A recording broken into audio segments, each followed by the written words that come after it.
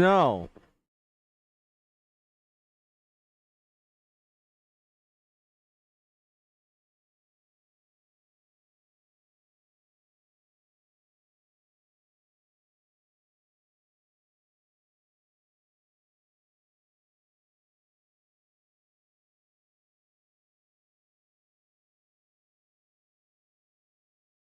There's no chat yet.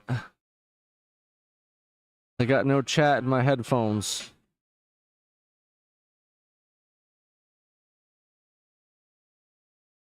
Hey, when you start your job for Walgreens, can you start giving me prescriptions? My back hurts. I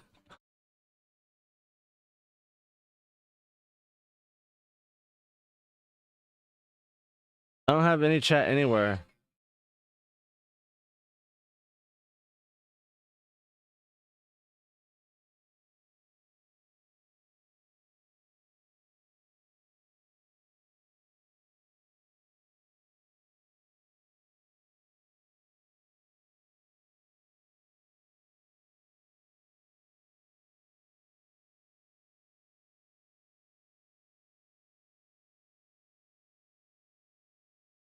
Say a word.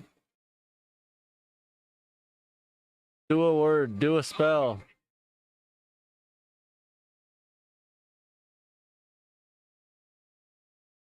You're gonna be working with drugs.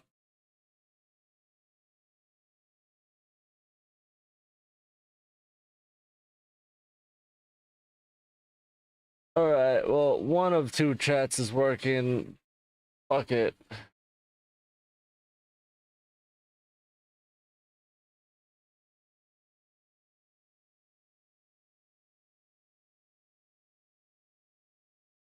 I'm gonna try to watch a movie, alleviate my back, and work on some controllers.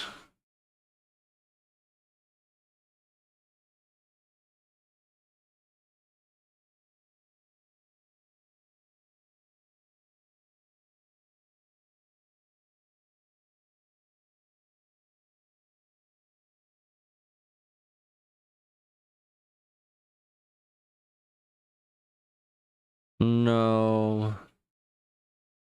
You're gonna be handling the oxy and the hydrocodone and the tramadol and the flexerol and etc. Specifically. All the opioids and muscle relaxers.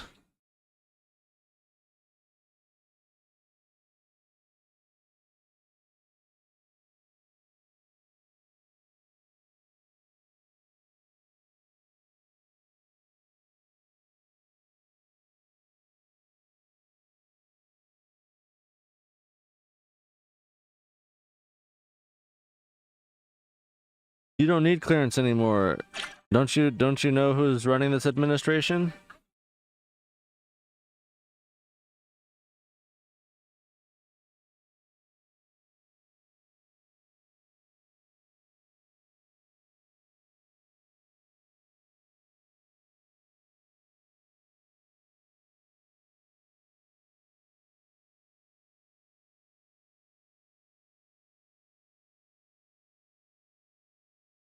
Oh, you probably have no idea what's happening with the CDC, do you?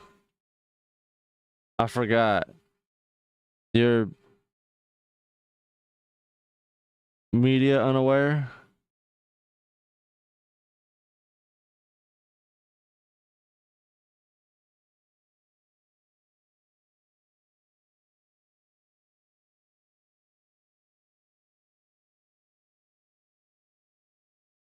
Long story short, the CDC is now spreading actual misinformation on their fucking actual website, and the doctors of TikTok are going around and trying to tell people, like, don't trust the CDC anymore.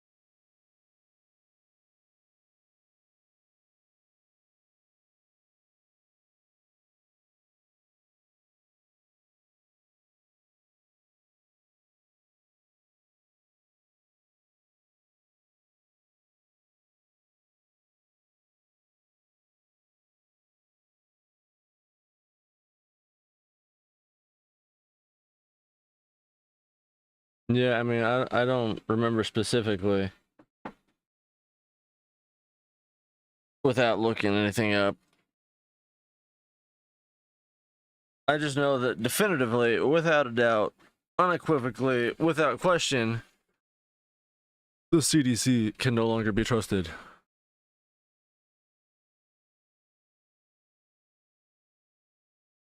They be saying things.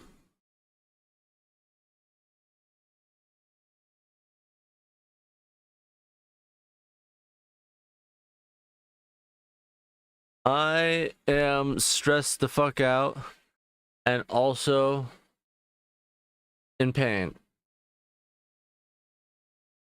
Because most of these controllers don't fucking work. 4 of them out of 11 actually work. I still haven't cleaned the rest of them, but I don't fucking want to. And yeah, so I was trying to get a list together of parts to order, and then I can be like, look, I got these done. Can I get $30 plus, like, you know, maybe 50 for fucking parts?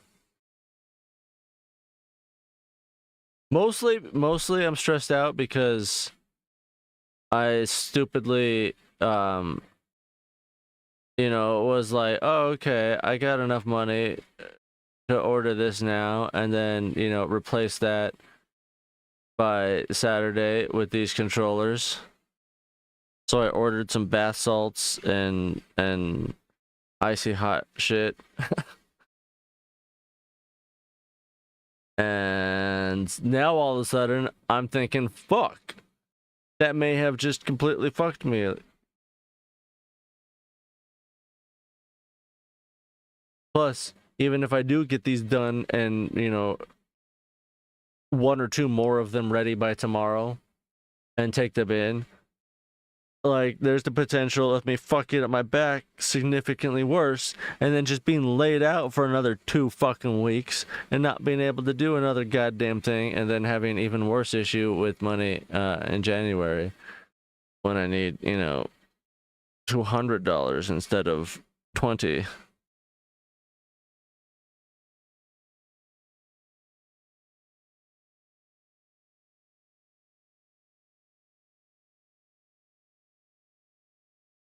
Also, something came up on my For You page about Inception, and now I want to rewatch that movie because I don't think I've seen it since it came out.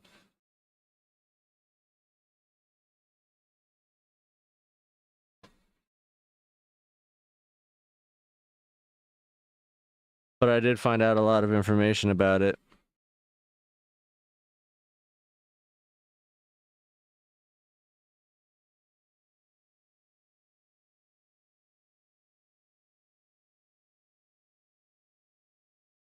Did you watch Triangle and sign up to be a lady of the night?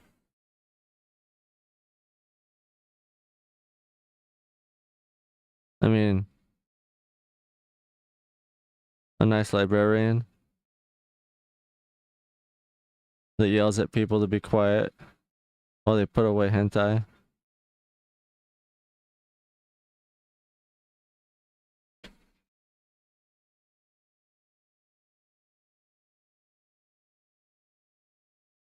Well, you said you were gonna watch Triangle, then I told you to sign up for classes to be a librarian.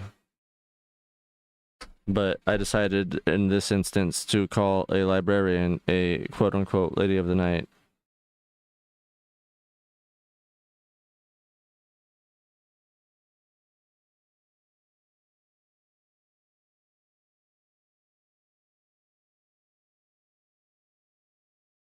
It sounds slightly classier than the stereotypical, you know, sexy librarian. You just say sexy librarian, like, that's what lady of the night. That has a whole nother ring to it. At least in my opinion.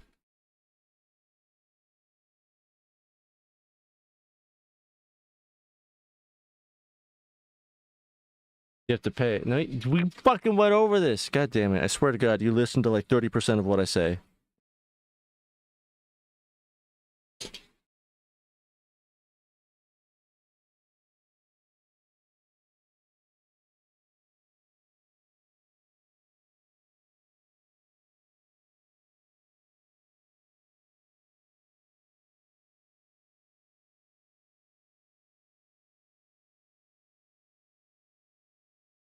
A Nightmare in the Shelves.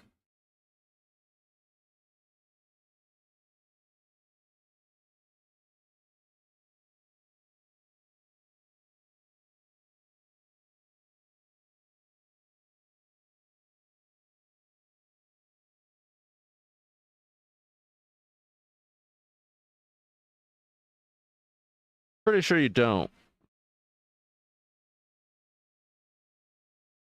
None of that makes sense. It doesn't make any fucking sense. I mean, like, yeah, I'm sure you kind of do, but realistically, again, FAFSA, and even more realistically, for that, it's a fucking, you know, public works job.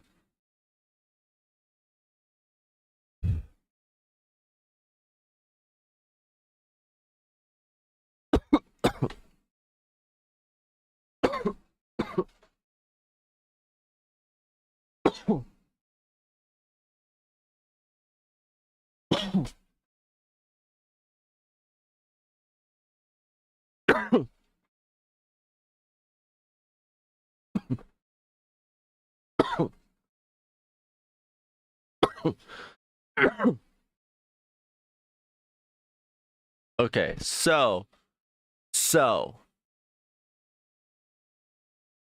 we got potentiometers for $10.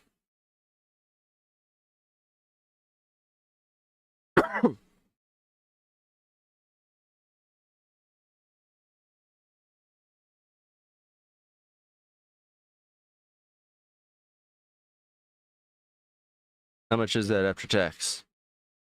1086. And they get here by after Christmas. Jesus Christ. That's on Amazon. It's not even AliExpress. Discord? What? You're gonna go on Discord and force me to play Triangle so that you can watch it?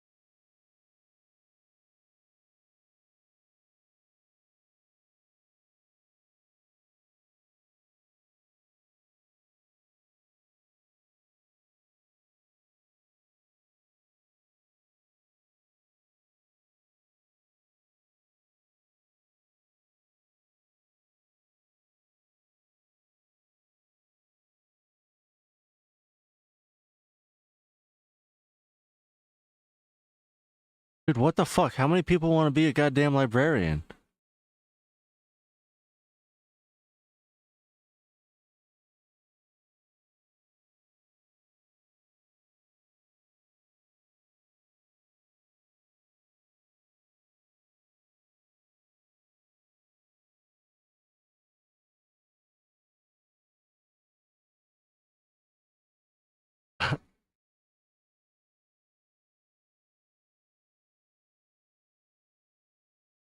Yeah, but you never watch anything.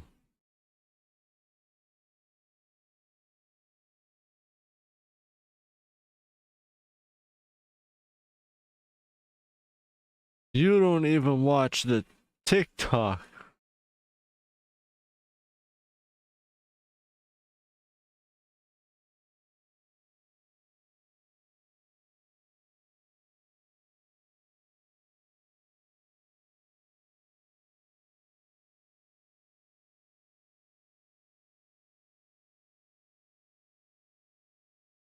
That's hefty. That's crazy. They require a $200 deposit. I was looking into, you know, getting my bike sized because I'd really like to do that properly so that I can hurry up and not have back problems. And I looked up the price. That's fucking expensive as shit just for sizing. Not including any goddamn gear. You're looking at the price of like probably 4 to 6 more bikes.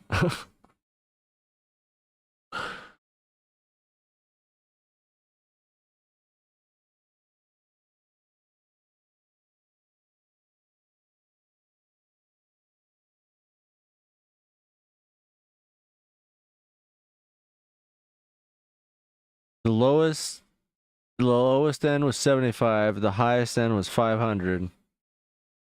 But then you figure, you know, the actual parts on top of that. So add on another fucking 100 minimum.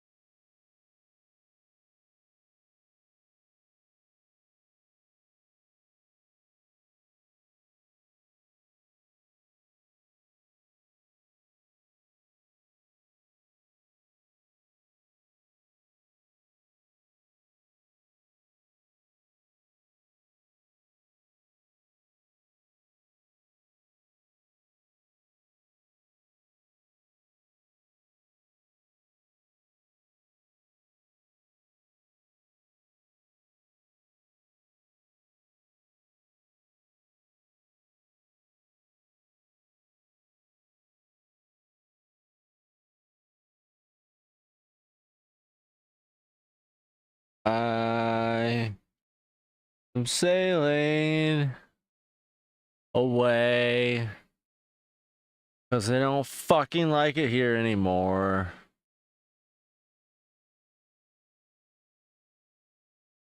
Should I watch Triangle or Leave the World Behind again, even though I just finished it like 2 hours ago?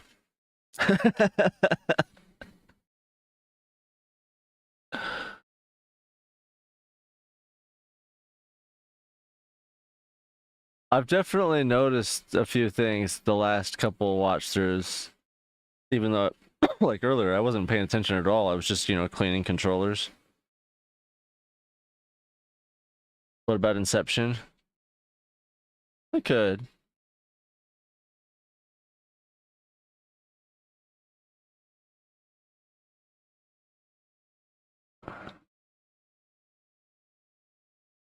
Have you seen Inception? I don't remember.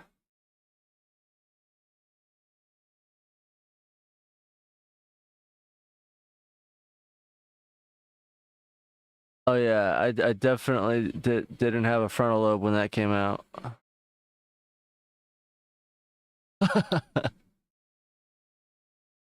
No, but you know it. You haven't fucking seen Inception? Jesus Christ.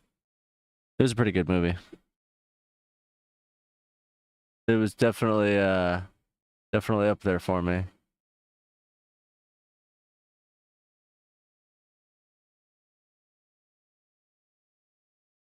What do you know about it? The fuck do you know about Tater Tots? I mean, Inception.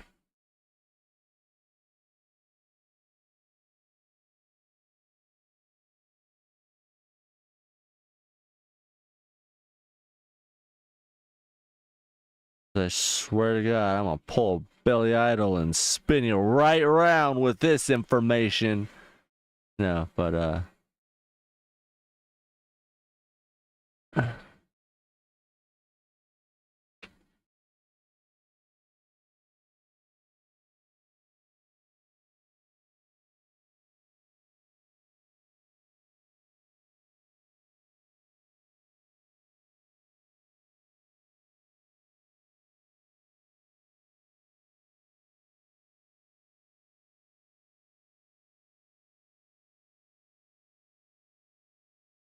How much information do you want on this select cinema?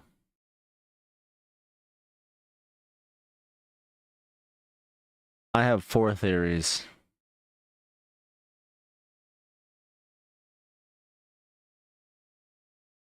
But that also leads to secondary. Does this include Shutter Island?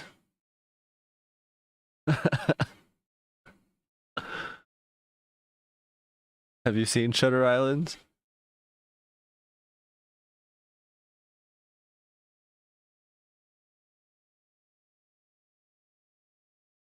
I feel like I should probably just spoil them right off the bat and then go into the theories to make it easier. Because they are both very, like, high. I wouldn't really want to call them cerebral, but I guess you would classify them as cerebral. Okay, so yeah, Inception, you got pretty much for the most part. It's about dreams. They go in to somebody's minds and try to fucking plant an idea there, but they have to make him think that it was his own idea, and that's the whole idea of Inception. And it's supposed to be, theoretically impossible because even the whole idea is presented at the beginning. Like, if I tell you to think of an elephant, what do you think of? An elephant. But you know that idea came from me. So the idea of Inception is, how do you get them to organically think of it themselves? Anyway, then Shutter Island, that one's about a mental asylum on an island, and Leonardo DiCaprio's going to investigate, some weird shit that's been going on, and an escaped missing prisoner and all this, and a storm happens, and in that one you end up finding out that he's actually the prisoner, not the fucking guard that he's thought the whole time, and they've literally just been role playing for his benefit. It's insane. And then Inception, the whole idea of it is you have your own personal item that's called a totem to differentiate between the real world and in the dream world, because in the dream worlds it'll always be different. So that's supposed to help you discern the difference between reality and dream. Well, he takes his wife's when she dies because he's convinced that he killed her because he pulled off the first Inception and planted the idea that they should just stay in the dream world, and then she couldn't tell the difference and ended up killing herself in real life. So because she wanted to wake up. But anyway, so he refuses to just take part in that anymore, but then they go and do this whole scheme for this other guy so that he can try to get back to America because he's banned because they think that he did it or something, and he's not allowed to see his children and stuff. So he's fled the country essentially and trying to get back ever since. At the end of the movie, he takes his wife's top and he spins it, but it cuts before you can really figure out if it's a dream or not. But it does wobble right before it cuts. So it's supposed to be ambiguous, and Christopher Nolan has gone on record ambiguously in both directions of it's a dream, it's not a dream. But there's a sub theory to that. All of it was a dream. The whole thing was to get him out of limbo because he was stuck in limbo the whole time. And then sub theory to that is because the top, which does appear to actually still be spinning even though it wobbled a little. Because most people were like, "Oh my God, he made it back to his children. It's all real. He made it back." But there's weird things because they don't seem to age. We never really know the timeline or anything from what I can remember. Like, again, it has been 15 years since I've really seen this movie, but we never really figure out a timeline from what I remember. Like, we go into it like it's been a while and he hasn't seen his kids, but he remembers them and recalls them. And every time that, there's a recollection of his kids, they are seemingly the same age as the end of the movie. And also, notably, we never see their faces, which is supposed to be an indication of, he's stuck in the dream because he can't remember their faces anymore. And, I don't remember seeing them at the end either. I just remember seeing the back of them and them, laughing and running. And then, his dad saying, like, "Welcome home, son." And, it wobbles and then fades. But even on IMDb, and I found out that the script for it does say the top is still spinning. So, canonically speaking, whatever it was, he was still dreaming. So he either got stuck doing the inception, or it was an inception to pull him out of limbo, and then he stayed anyway. It didn't work. Which leads me to my next point. Shutter Island is Inception 2.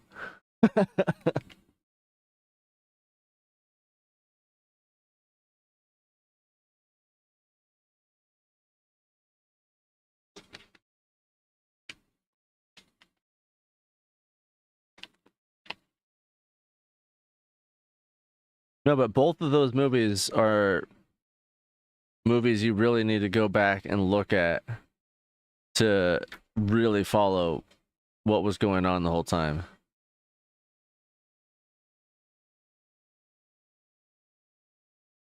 Because I've seen Shutter Island multiple times too, and I remember that one I've even seen more recently. It's been a long time, but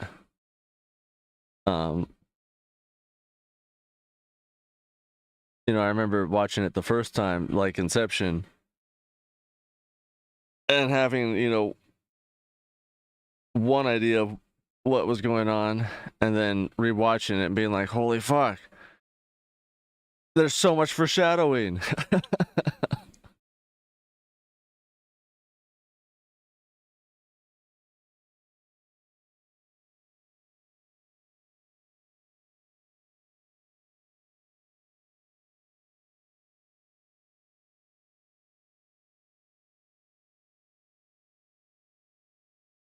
Well, I can watch Inception, but I also can't. It doesn't seem to be on anything at the moment that I have. And although I have it on DVD, this computer that I'm currently using does not have a DVD drive because I couldn't find a case that could take the DVD drive for this computer. And I spent months. Well, okay, I found some, but I didn't like them. The only one that I could find, I couldn't find anywhere. It was out of stock. It was discontinued. And then I finally found it and I ordered it, but then something happened and Amazon was like, "Oh yeah, it's not coming." So I ordered a different one, and then it finally came. And I was like, "What the fuck?" And I already had built it and put it in this, and I was like, "Fuck, I'm not taking it real apart." So I sent it back. Very disappointing. I should have kept it. I mean, the only access I have is my DVD, which my DVD player is in the other room, or I would have to switch computers or just, use two computers just to watch a movie, which sounds pretty stupid.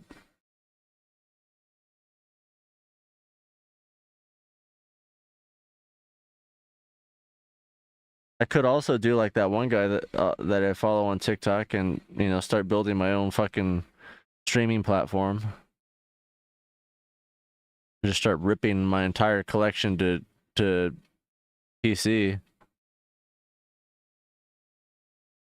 That way I could even fucking watch whatever movie I own on my own phone if I wanted to.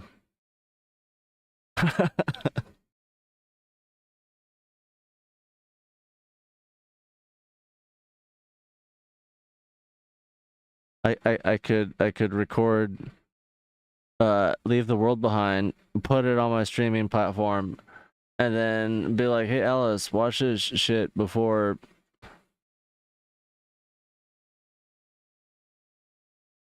I send you coal for Christmas. I don't know. Insert vague threat here.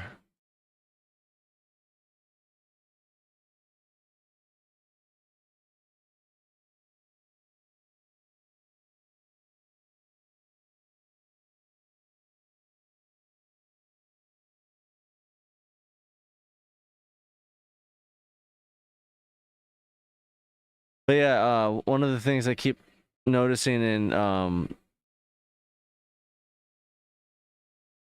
Leave the World Behinds is focusing more on how everybody is engaging.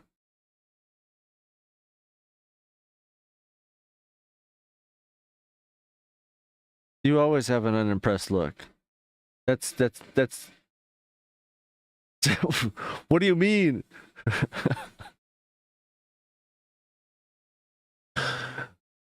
What was I saying?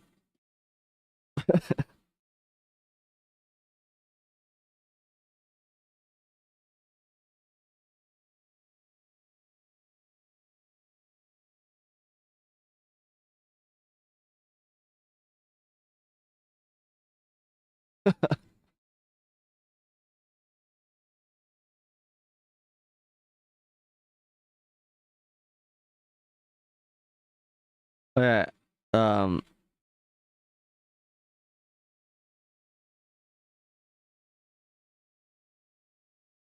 you know, the first time I watched it, you know, like yeah, things were fishy, but at the same time more checked out than not for me. But now looking back at it, I'm like, "Oh my god." Like the fucking B&B owners, Airbnb owners, they fucking knew everything from the start, really.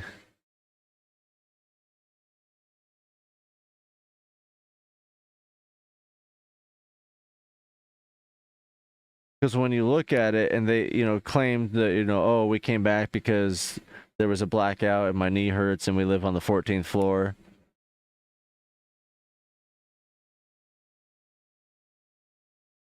Like, the way he goes about the conversations is not in a place of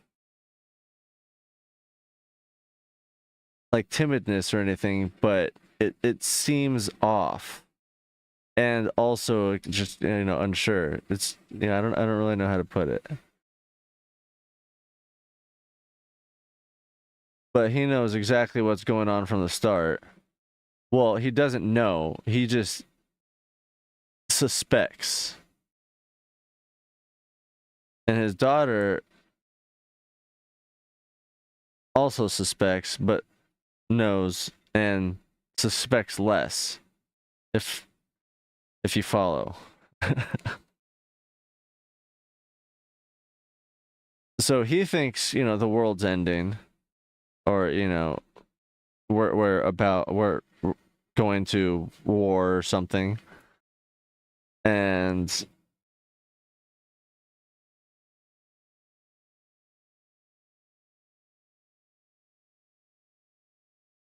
I guess his daughter does too, but to a different degree.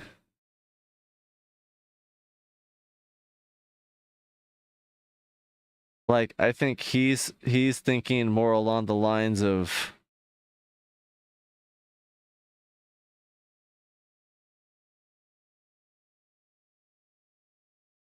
Vietnam slash World War III, and his daughter's thinking more along the lines of like the early 90s LA riots.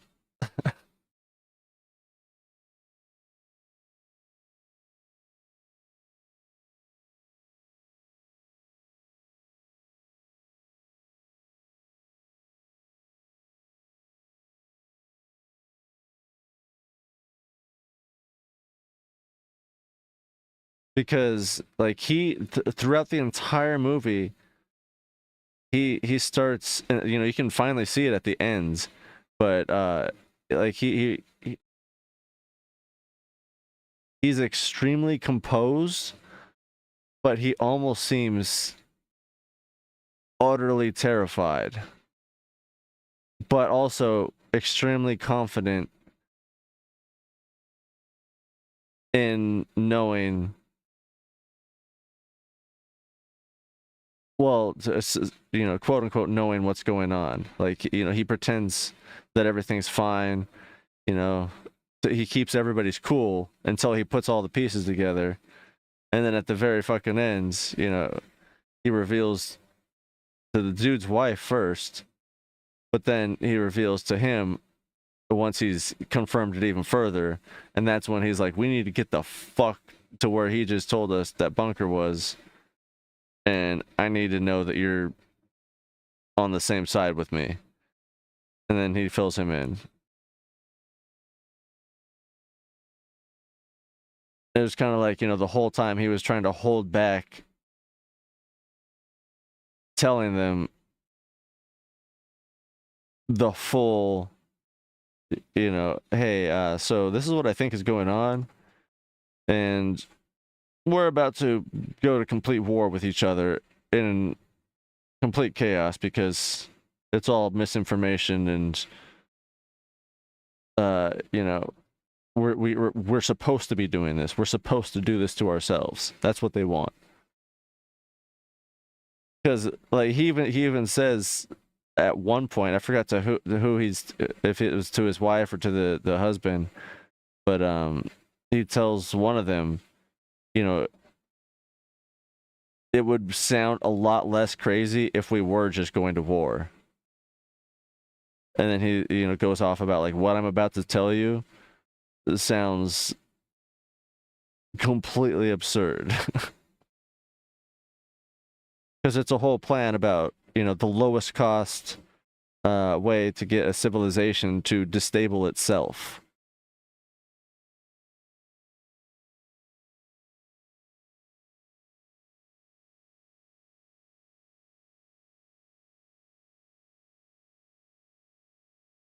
I still haven't picked the movie, but then again, I stopped looking after Inception.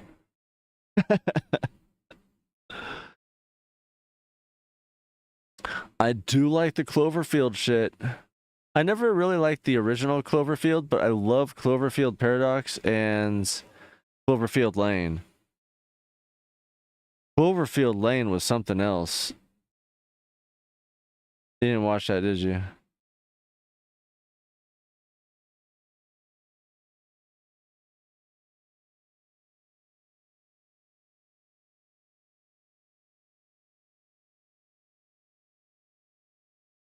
I watched it not knowing it was tied to the Cloverfield movies, the franchise. I was just like, oh, Mary Elizabeth Winstead and fucking God, what's his name? Not John Candy. Is it John Candy? John Goodman? John Goodman. Um, yeah, I was just like, all right, I'll watch that.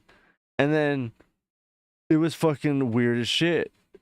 And it was a very, very different movie than you know, what it it actually ended up being. Because like the whole movie, you know,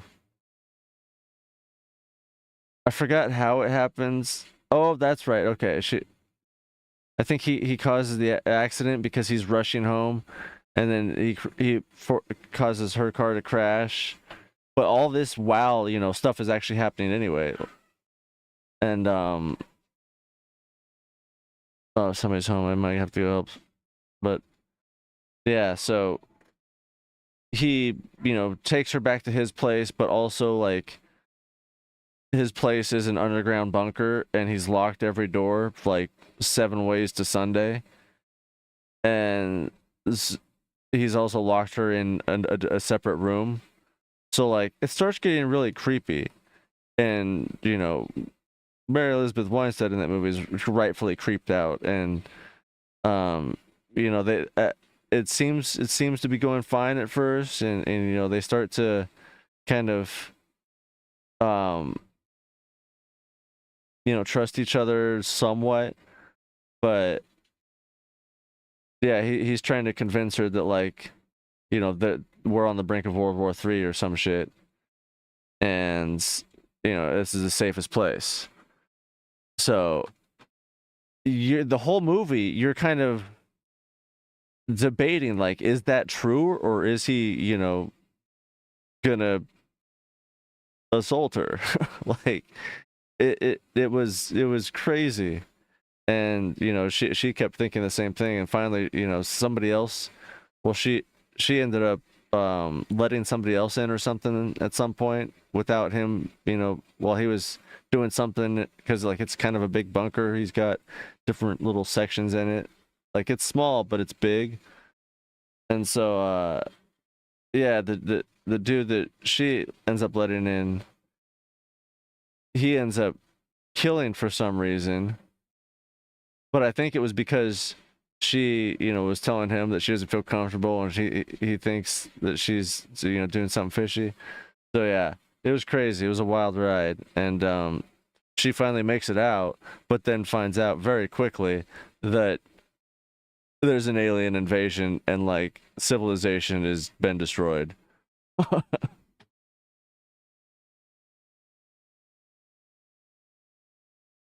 Anyway, I will be right back.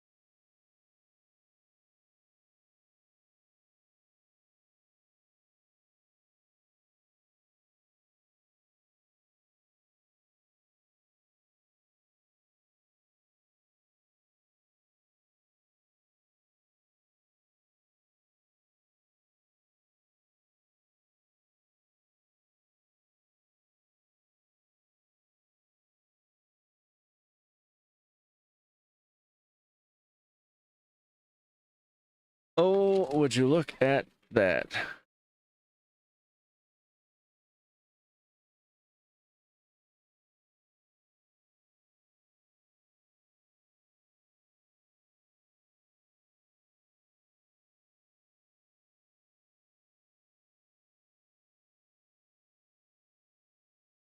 I have, count them, one whole rotisserie chicken.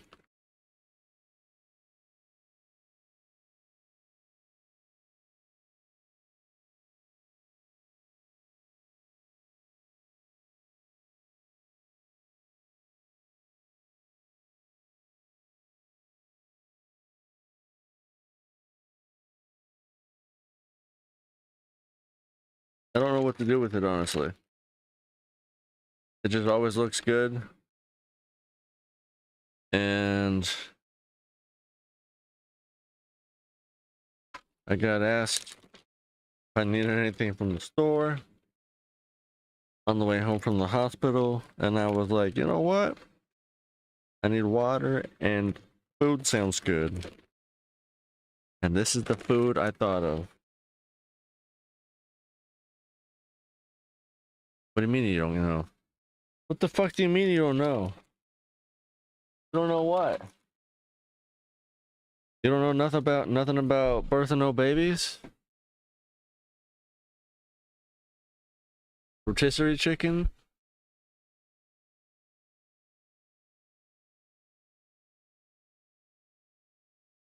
Hmm.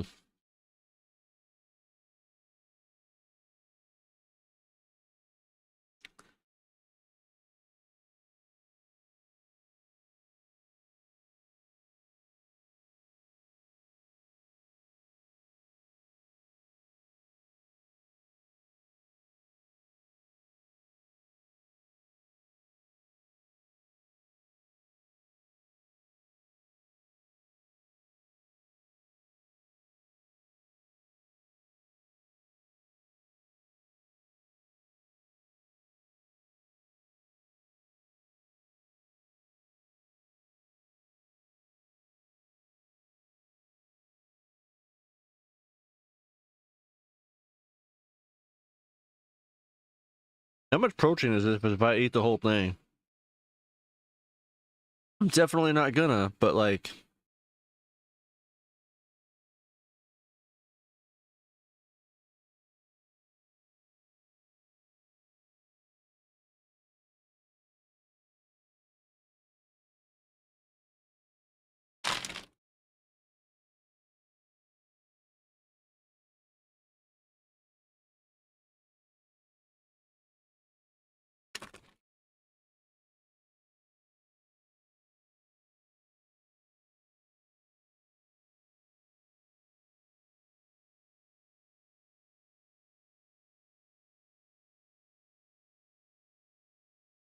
it's definitely not as good as I was hoping, but it's not bad.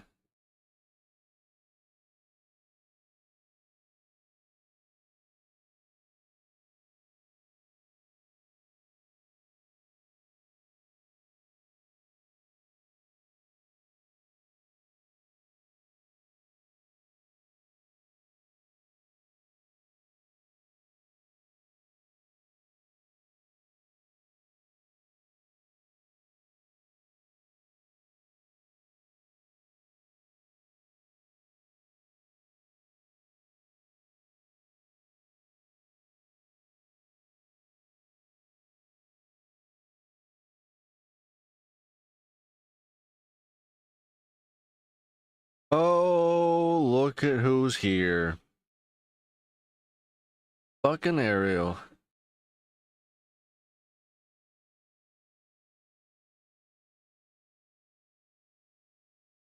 Acting like she's gonna get some of my rotisserie.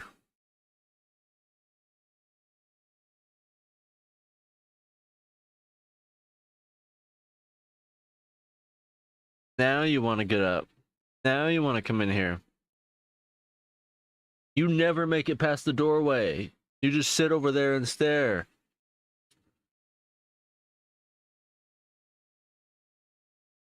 Yeah, I'm not fucking at you, you dumb bitch. Come on.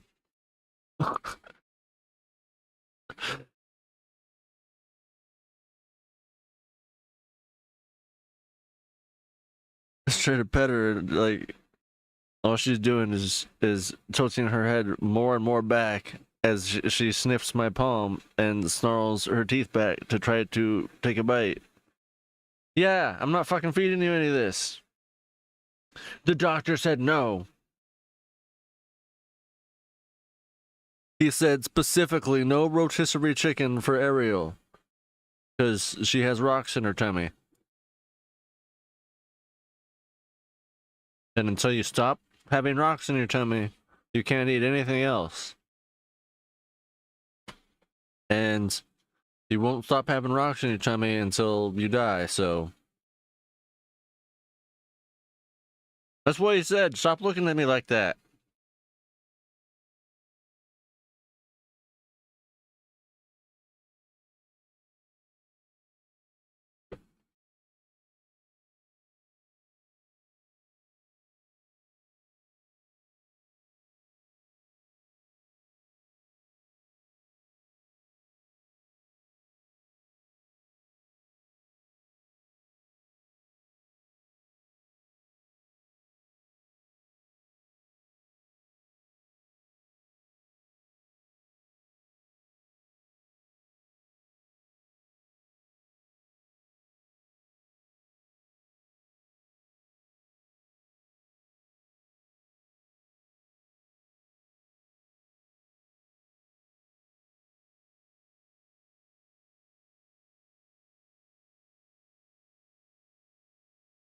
I feel like it's crazy because Don't Look Up is another movie that I fucking love. But like it's not one I can keep rewatching for some reason.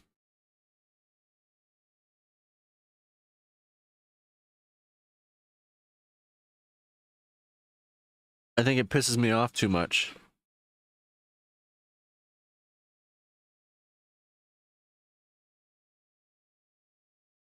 Just because you come closer doesn't mean I'm gonna fucking give you anything.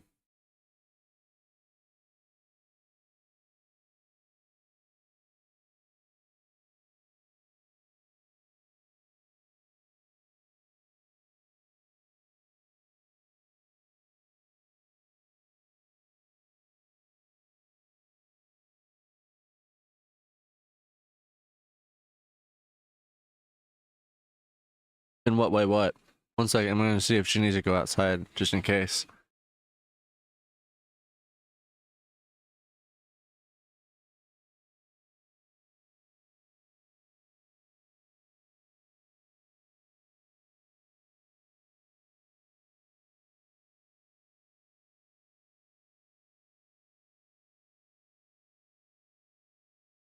Oh, Don't Look Up.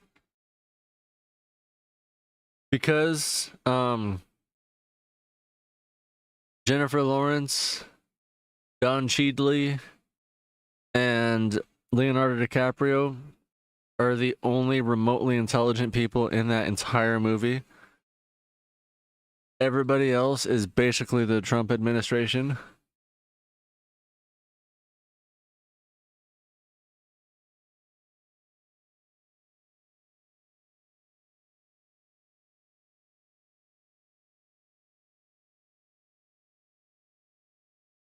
Keep in mind, this was a movie made in 2021. So like right around the COVID era. And, you know, Leonardo DiCaprio and Jennifer Lawrence are professor student, astronomers.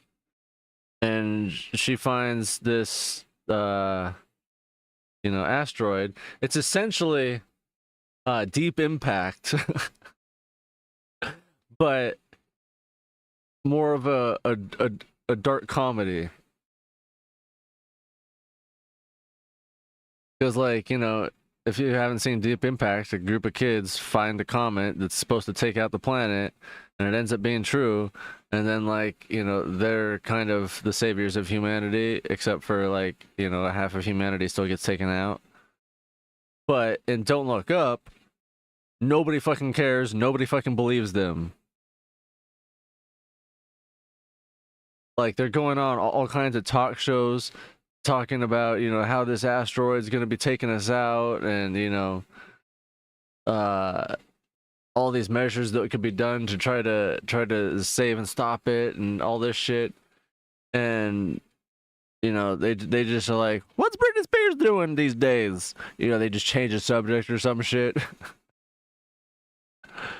They start talking about something completely irrelevant and just completely ignore the situation. And then the president, Meryl Streep, and Jonah Hill, the president and vice president, they don't give a fuck about it until it's way the fuck too late, and then they decide to start building, a spaceship for the ultra rich. And yeah. Yeah, my chicken's cold.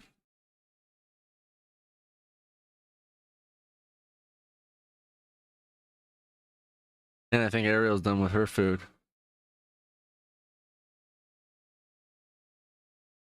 I'll be back again.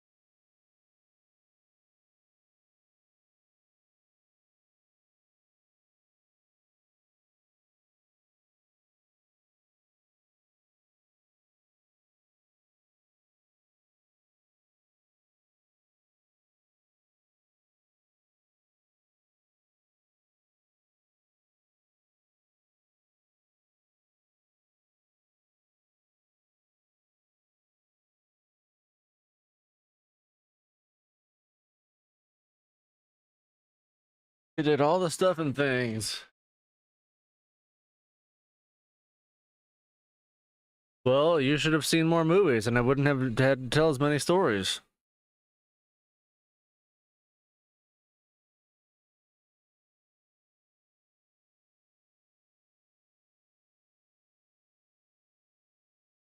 Your fault, really. I do kind of want to watch Three Body Problem, but I'm also kind of starting to burn out of it.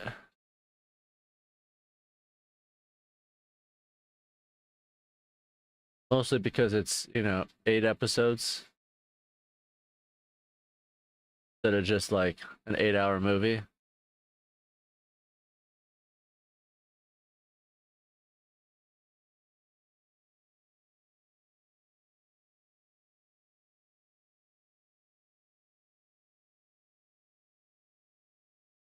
They should have a new season at the end of next year.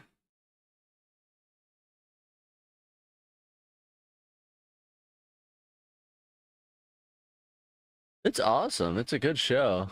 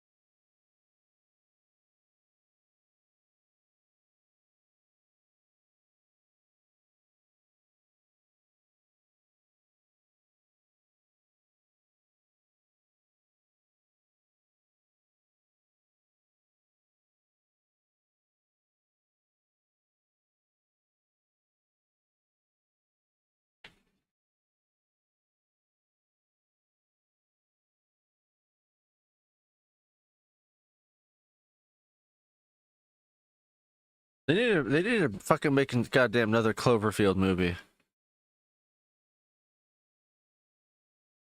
I'm obsessed with that franchise now. I should actually watch the first one again. I never liked it. I never watched it again.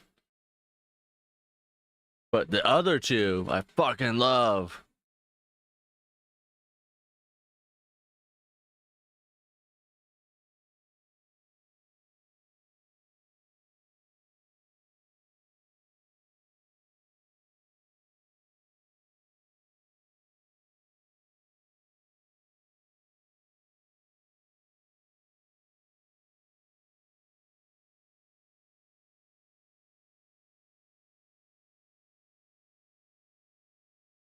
Have you seen Hot Fuzz at least? I can't remember.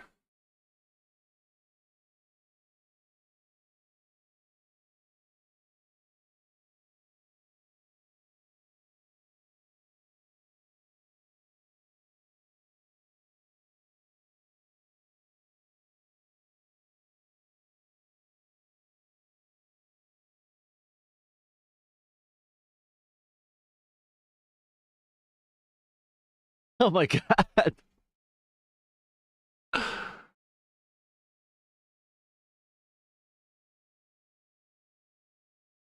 First of all, it says shame.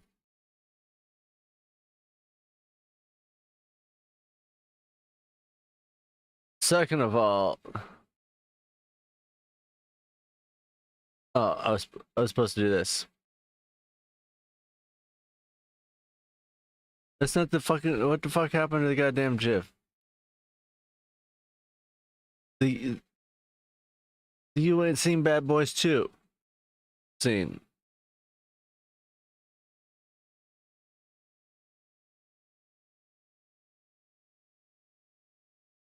I think of that exact quote every time you haven't seen a movie.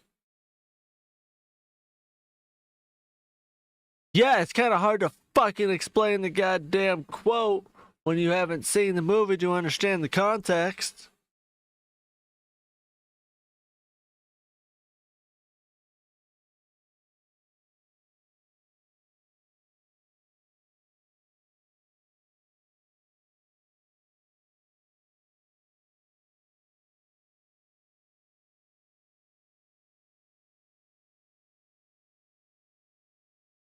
You will be.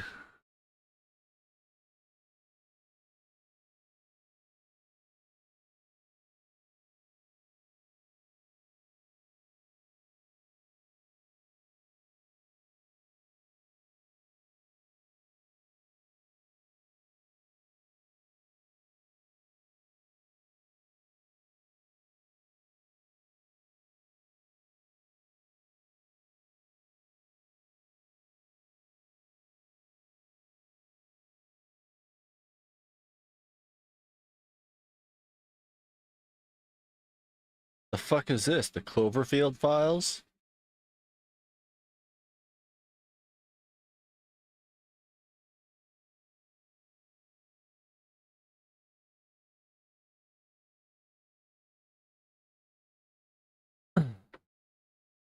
So, from what I understand about Cloverfield, is the events of the Cloverfield paradox are what caused everything to happen in the first movie and in 10 Cloverfield Lane.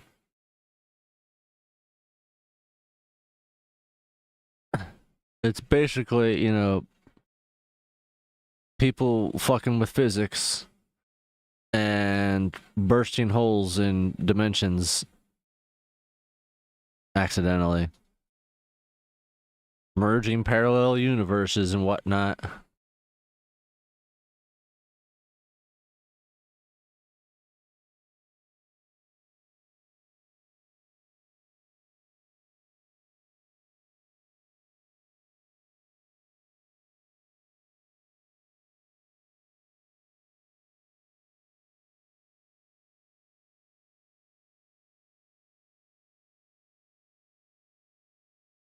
Yeah, the first one was a found footage one where, you know, the whole premise of it was like you're never shown the actual monster or anything. And it annoyed the fuck out of me. It annoyed the fuck out of most people just because of the shaky camera, but I mean, it was supposed to be like found footage. So, anyway, that's that one. I haven't seen it that many times. And it's been a long time since I've seen it. But yeah, I didn't like it. But Cloverfield Paradox, they're up in space, they're doing experiments with you know, a machine that scientists are warning them to like not do for the exact reason of opening up portals to other dimensions and, you know, possible demons and shit coming through. And of course, everybody's like, ha ha ha ha, demons, ha ha ha ha, dimensions, ha ha ha ha. And then all of a sudden, you know, something happens on the spaceship, and they're like, "Oh, that's crazy! What the fuck was that?" And then all of a sudden, there's somebody that's in their walls that they have to cut out. And then all of a sudden, one of them gets attached to their walls, and then like his arm gets cut off, but he doesn't like seem to fucking care other than the fact that his arm is gone. Like he's not in pain, he doesn't feel it. He's just freaking the fuck out because like his arm was there, now it's not. And so, like, you know, slowly but surely they find out that they've essentially merged ships, and the crew that we're watching destroyed the crew where they landed, and their world is full of, you know, Nazis. And on the brink of war. So at first, when they're like, well, at least, we found Earth. Now we can try to, get them, or talk to Houston and get them a message to them to like come and get us or something, figure out what the fuck to do. But then they find out like, oh, we probably shouldn't notify them that we're even here.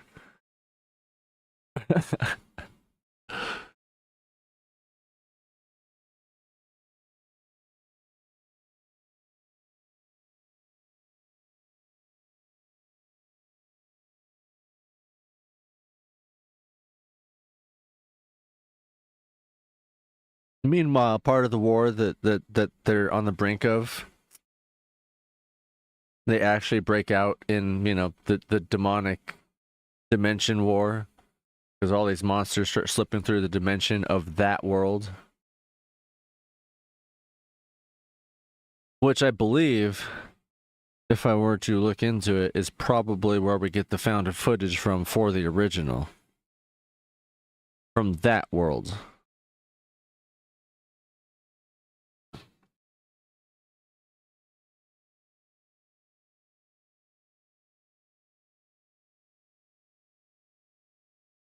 Which would also lead me to believe that the footage from, well, I guess not the footage, but the bullshit with 10 Cloverfield Lane is also in that same world.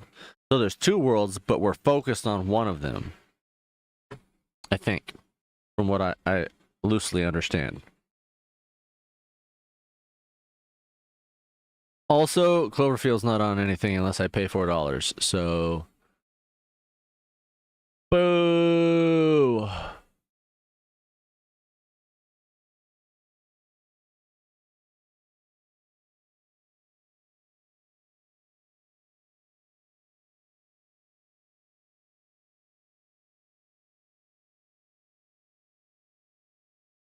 Disagreement. No, I swear it really isn't on anything unless I pay $4. Okay, fine, it's $3.79.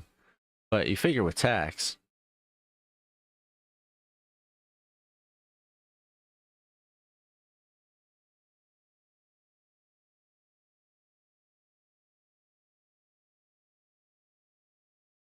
That was one of the ones that's in my DVE list. I keep, like, that's another one that I keep going back to. I'm like, maybe I should get it.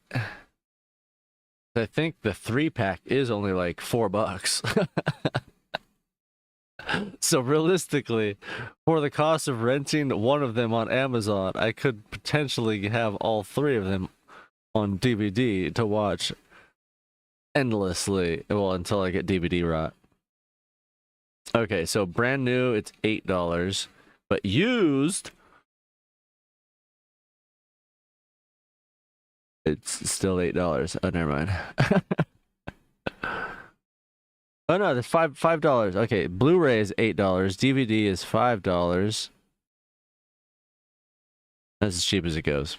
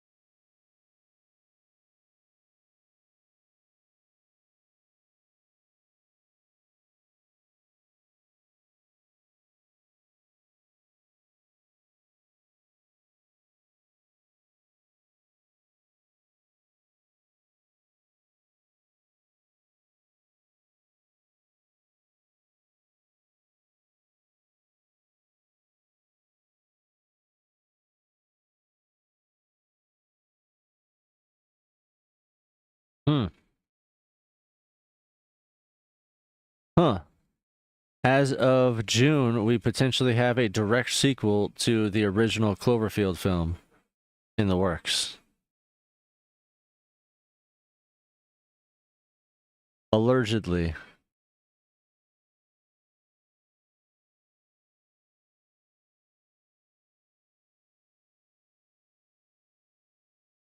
Ooh, a potential Super Bowl reveal. Isn't the Super Bowl like around Valentine's Day or something? I used to think it was Thanksgiving.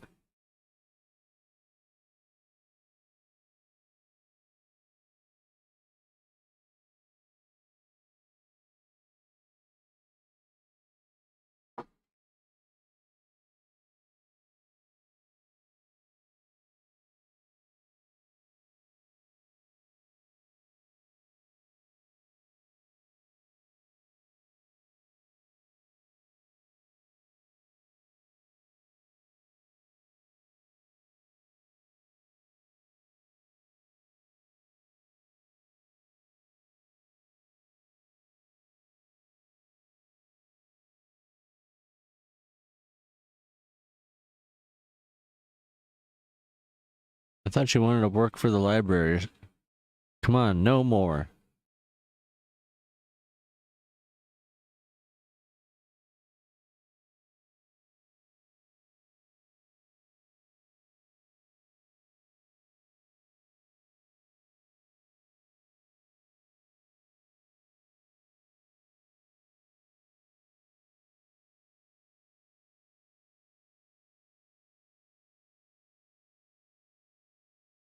We've got Cloverfield and Cloverfield Lane.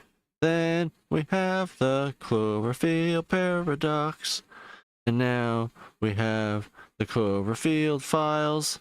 I haven't seen that. It's only 13 minutes.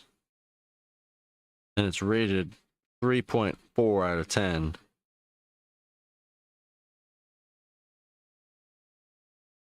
Cloverfield files.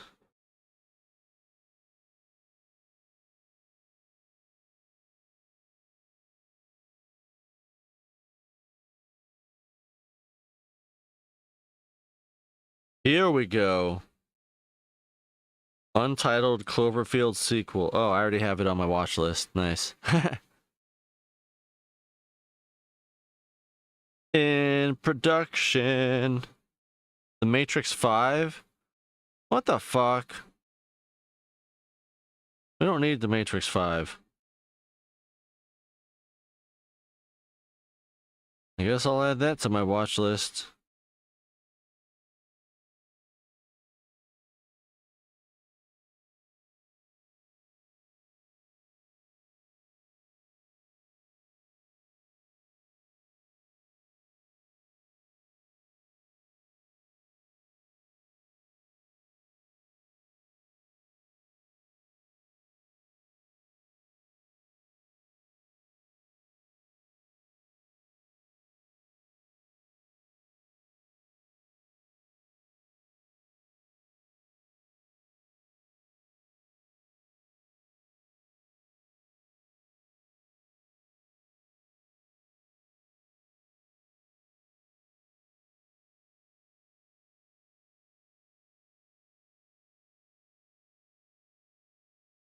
Well, maybe if you had all the answers,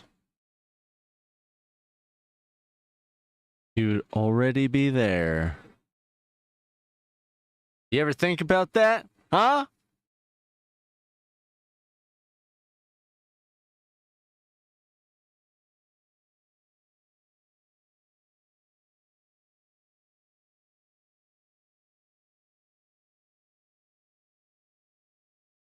I still haven't found anything to watch. And I still haven't worked on any controllers.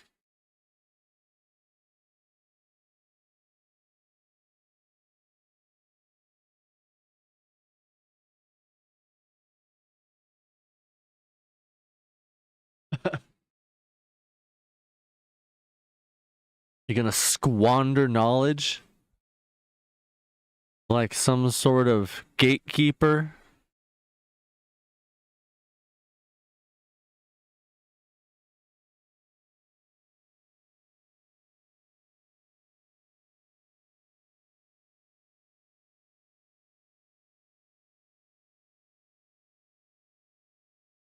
You know what's crazy too? when you go down the list of movies that Cloverfield is like supposed to be canonically connected to,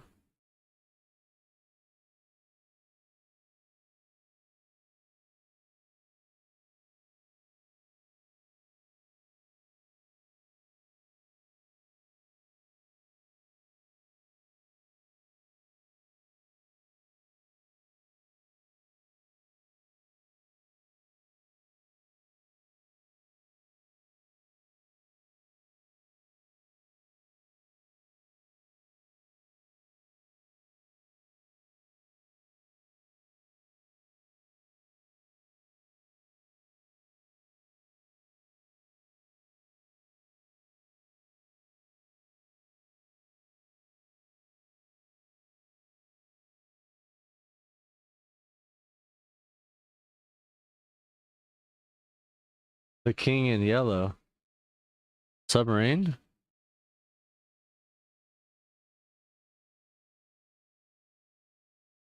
That's exactly how I played Naughty Bear. Minus the knowledge, I just slowly drove everybody insane until they killed themselves.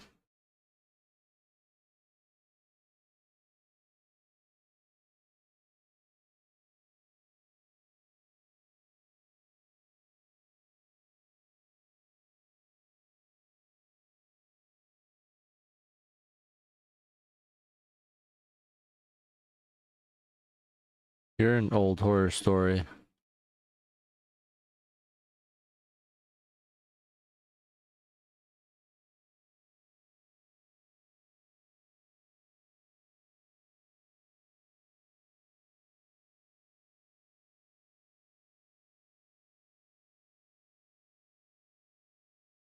Imminence.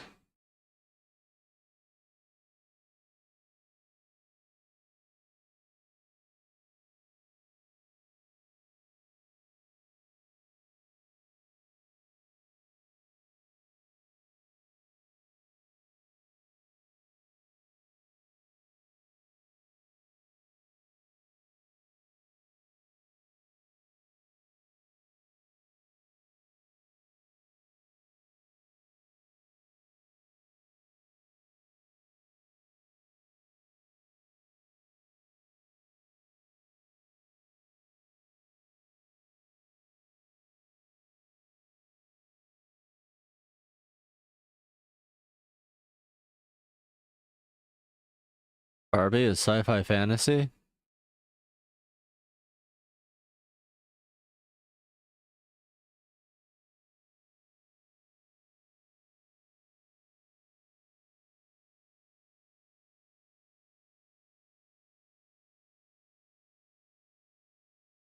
The Mist is on Tubi. Oh my god, I was wanting to watch this weeks ago. I was almost got it on DVD because I'm pretty sure that one is $4.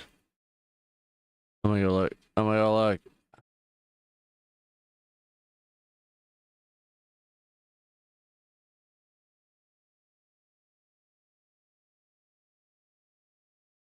Yeah, it's $4, brand new.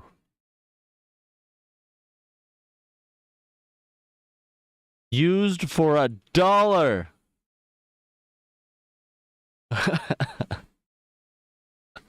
The fuck?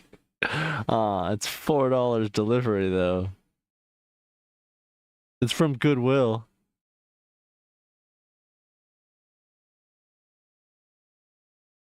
That reminds me, I haven't been to our thrift shop down here in a while. Check out their DVD section. Although they do seem to be overpriced.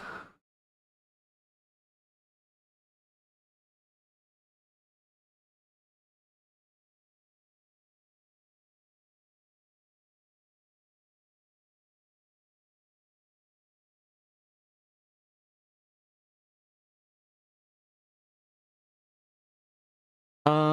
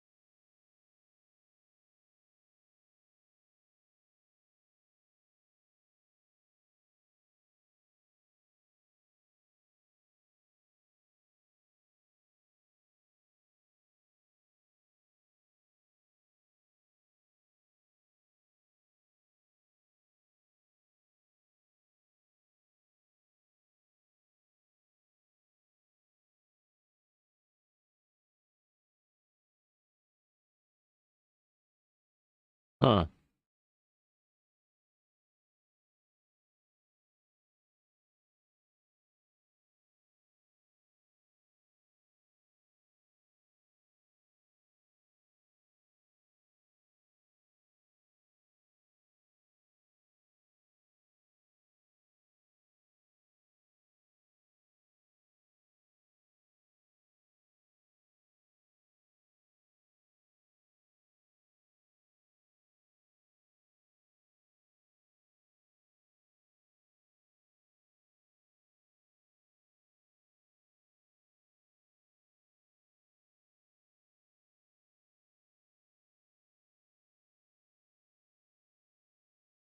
Silent Hill Ascension. Nice.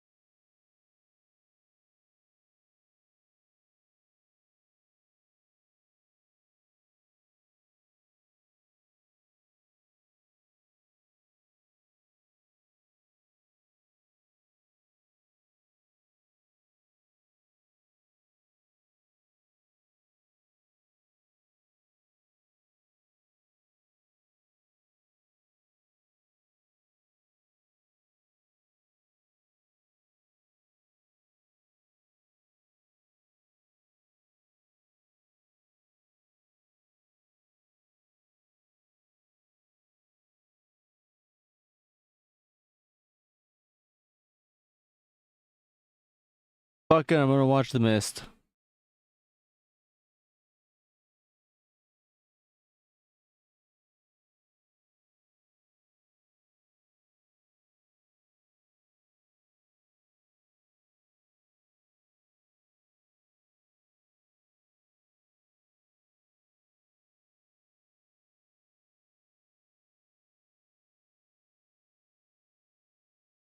Let's do it.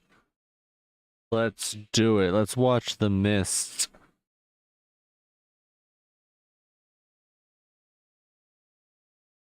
Whilst I stretch slash workout slash fix my or put together the PlayStation controller.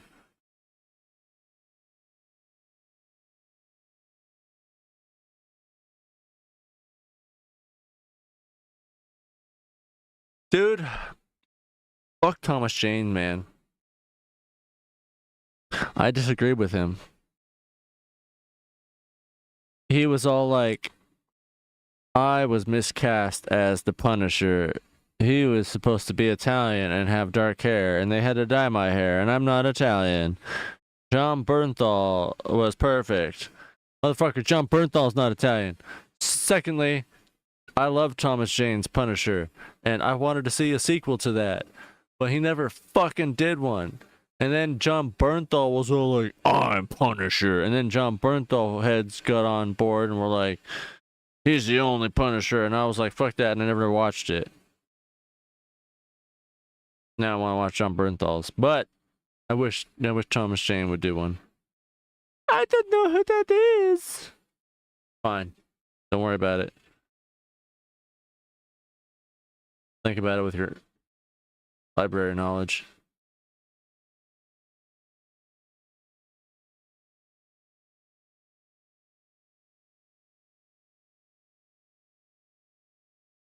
I mean, kind of, but not really. Like, it wasn't like it was anytime recent. Thomas Jane did Punisher fucking. Let's see.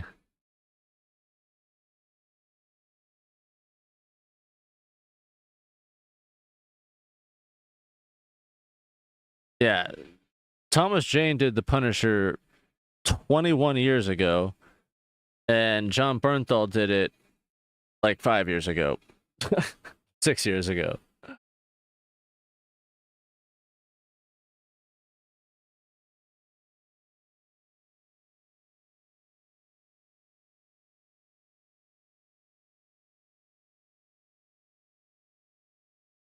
And the difference is Thomas Jane did a movie, John Bernthal did 2 seasons.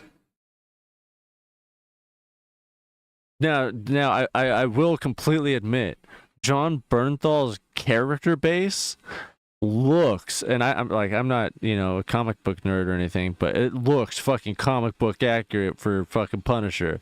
Like, he looks like he should be the fucking Punisher. I will admit that Thomas Jane definitely did not have the character as good of a character design, I guess, but I still really liked his Punisher. It was a lot more realistic too.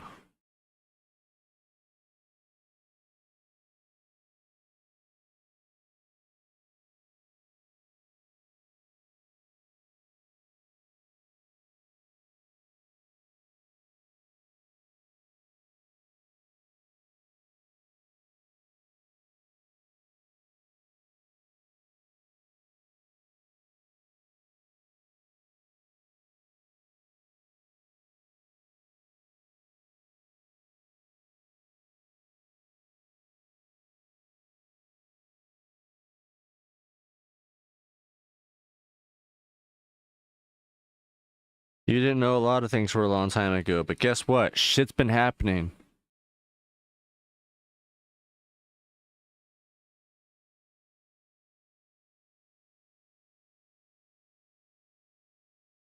You should look more into the Punisher. Did you know for the scene where Thomas Jane's Punisher stabs that giant Russian dude in the chest, and the giant Russian dude just smiles and pulls it out of his chest nonchalantly and then continues the fight? That actually happened.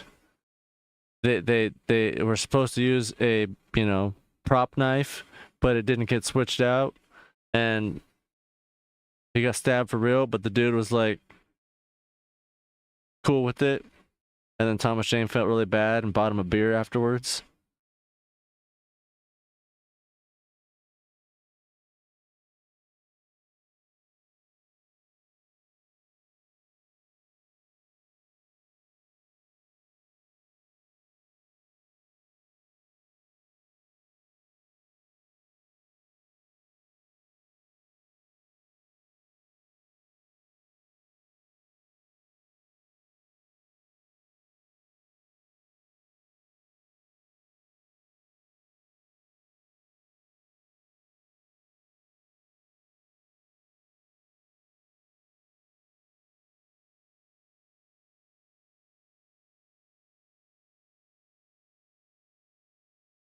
This saint.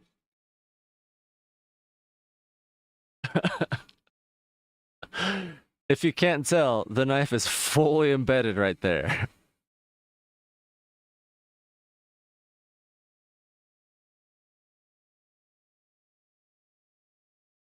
And it is 100% real.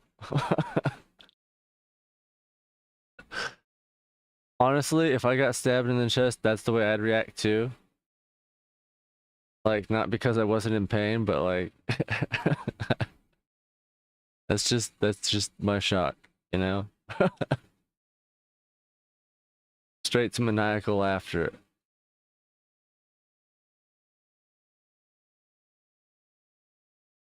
God damn it.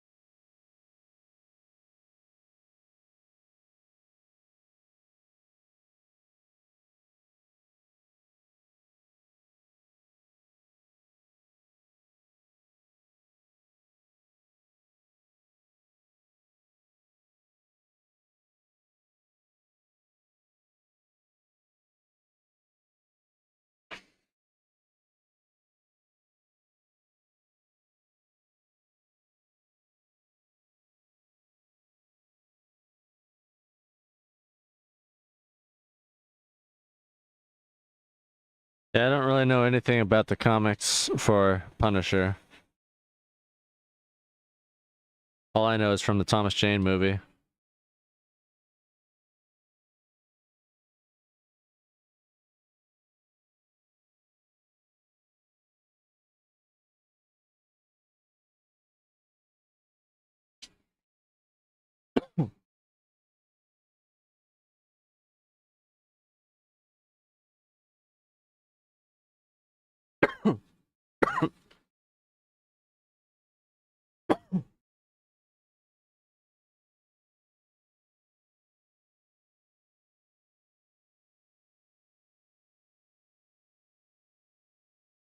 What kinds of multitasking you be doing right now? I'm finally starting the PS5 controller.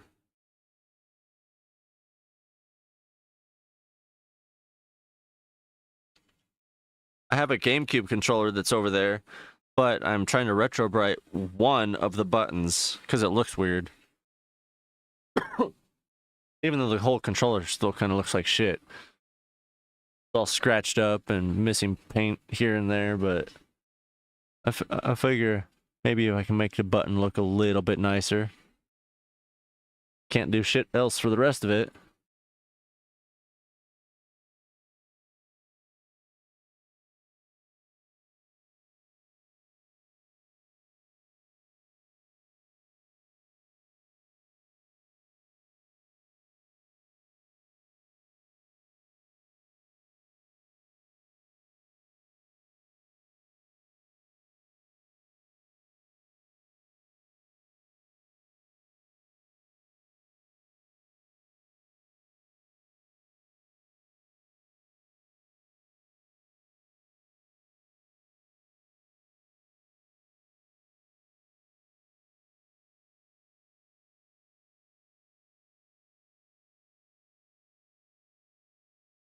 What's your hyperfixation?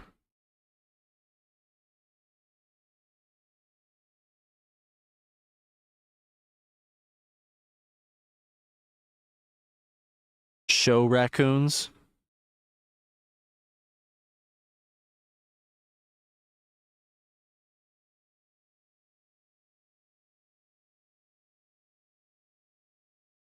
That's fair.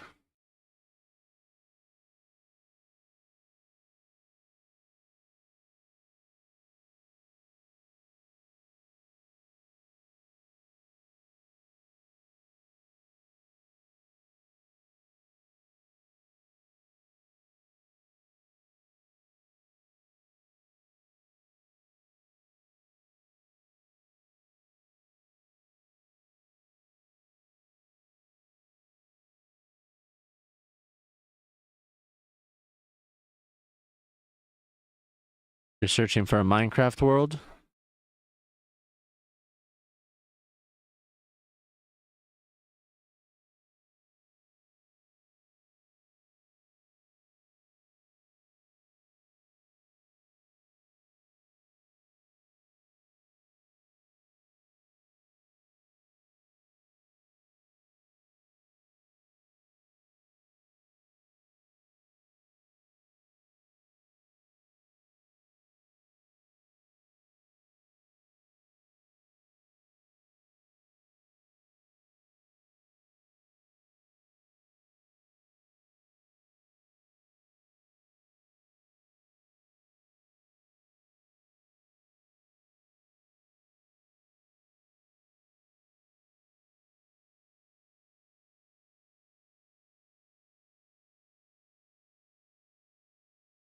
Oh, searching for a world that doesn't exist, is it? Hmm.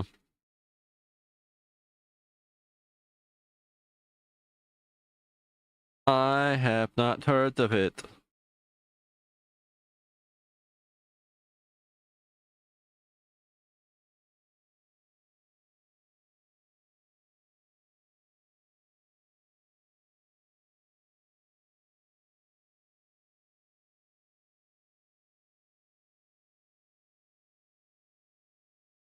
You know, it's crazy watching movies from 20 years ago and like how some of the rhetoric just hasn't changed.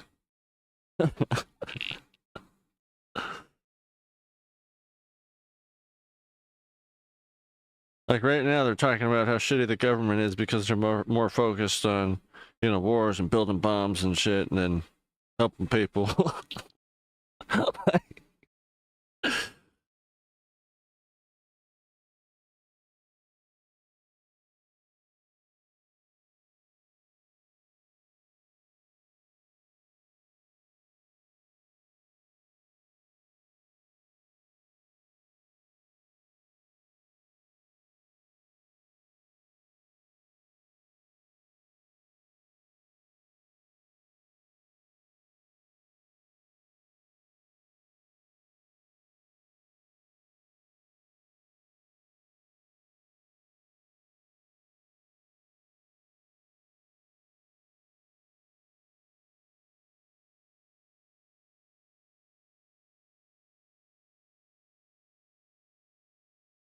There's some movies that don't hold up that you kind of wished had, and then there's other movies that,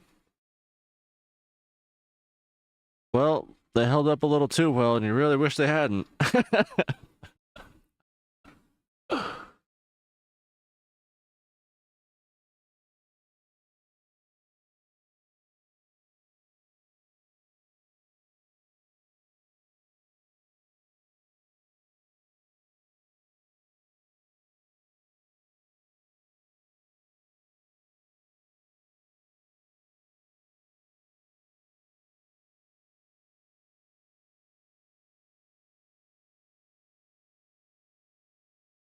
I found out some extremely disappointing news the other day, speaking of hyperfixations.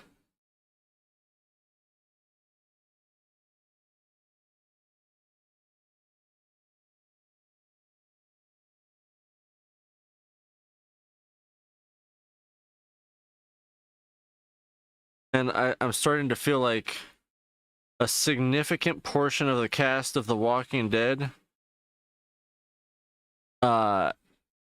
just asked to be written off.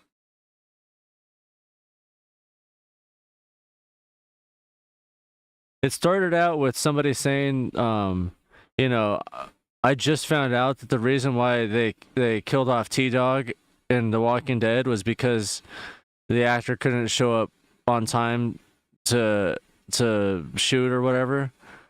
And I was like, what? Really? And I started looking things up, and I was like, fuck. Like, actor after actor on that show just seemed to, like, get sick of it and want to do other projects. I was like, God damn it. That's so fucking disappointing. Like, Andrew Lincoln, he asked to be written off because, you know, he wanted to go spend more time with his family, which is, you know, understandable, but God damn it.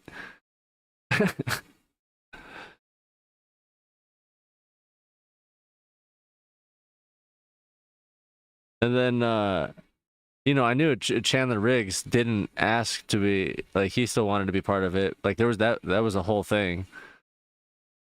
And, you know, that realistically, it was, you know, because they didn't want to pay him more money. But, yeah, a lot of people just got sick of the show, or, you know, just wanted to move on and do other things. For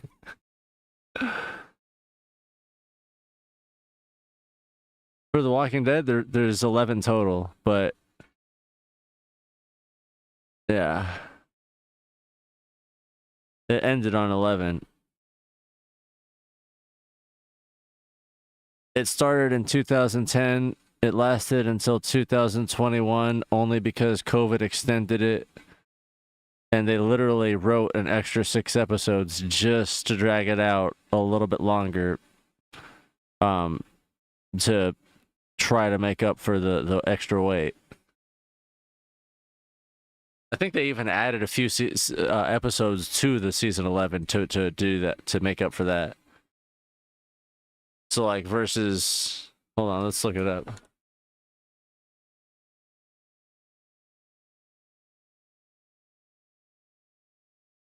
Yeah, there's 24 episodes to where there's usually, I think, 16.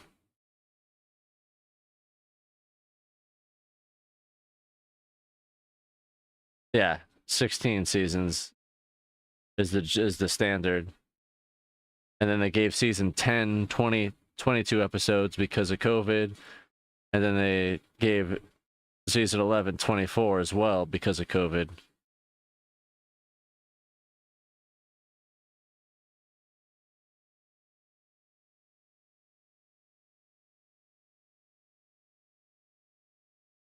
You know, I am not a fucking fanboy or nothing, but you tell that to goddamn Jensen or Jared.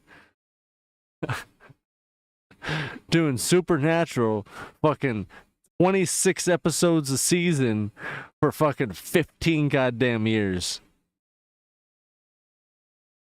And then, of course, going back and doing a prequel, and then going back and talking about reviving it entirely.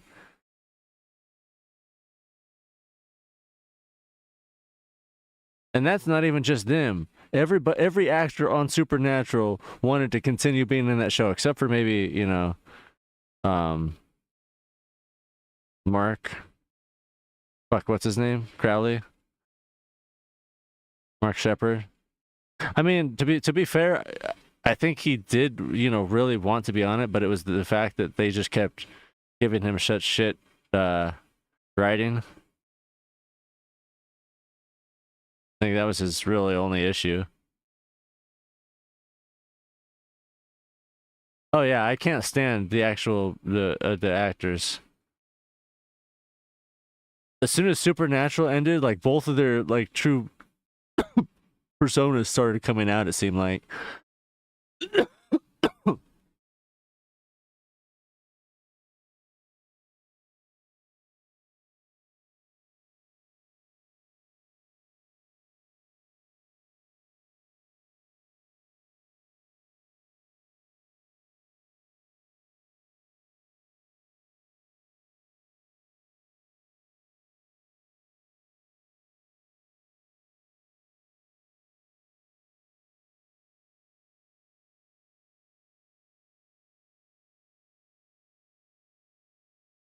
I think it's all just a matter of the people you're working with and for.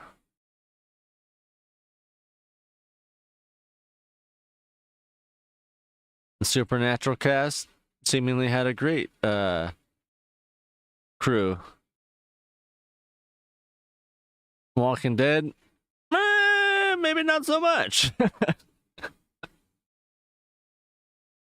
Even Maggie was one of them that asked to be written off the show, and then did other things, then had her own show and came back.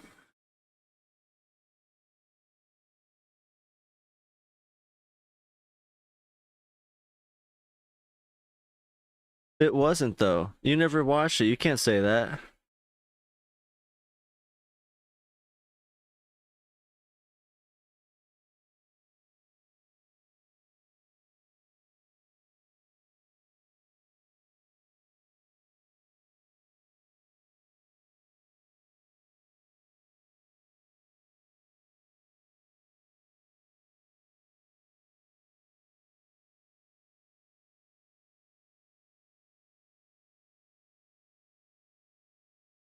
There was only two parts that in that entire show that dragged on for me, and that was the farm in season 2 and the search for Terminus in season 4 and 5, I think, or 5 and 6.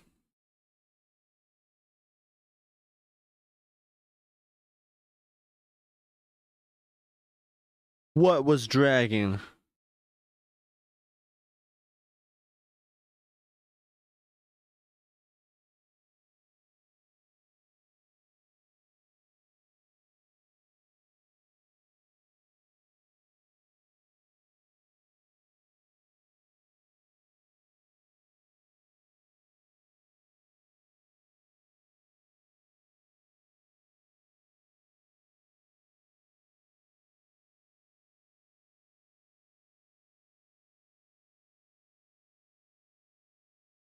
I forgot I was in the middle of putting this controller together.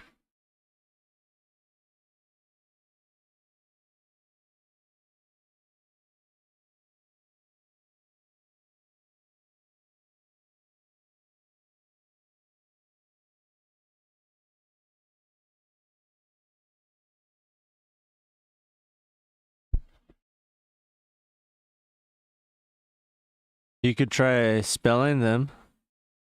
That usually helps. Considering you're typing. What fucking season did you stop at?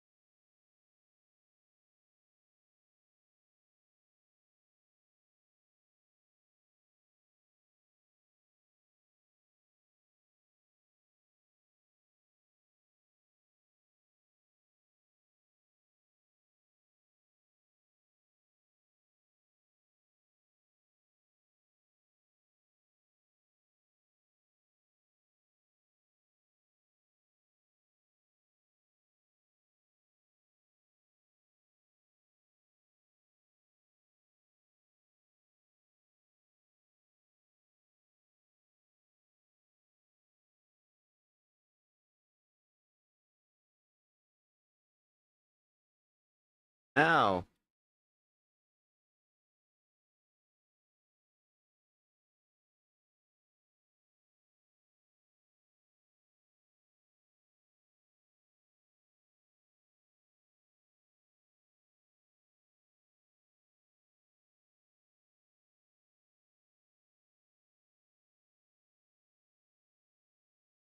Dude, you stopped so fucking early.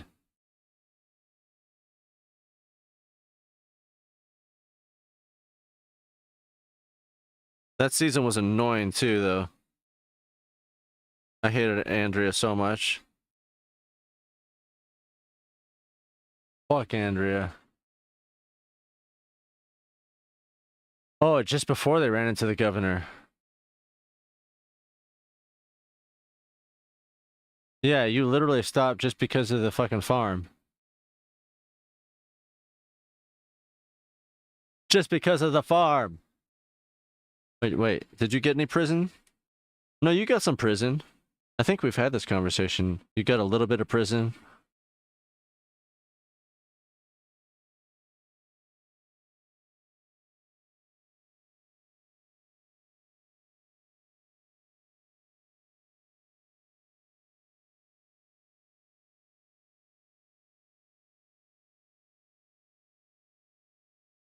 I mean, you got through literally the most uneventful part of the entire franchise, in my opinion.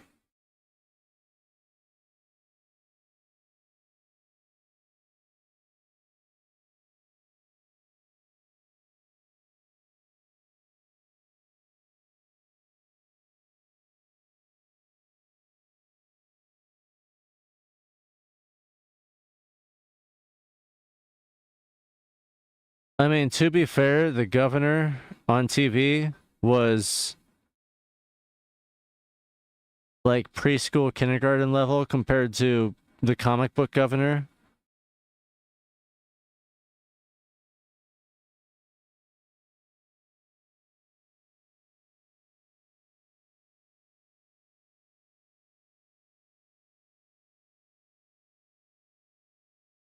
I don't know if you got to see his persona switch, but that was pretty good in the show. It could have definitely been better if they would have went as dark as the comics were, but again, I think it was a good idea. They probably didn't get him as dark as the comics.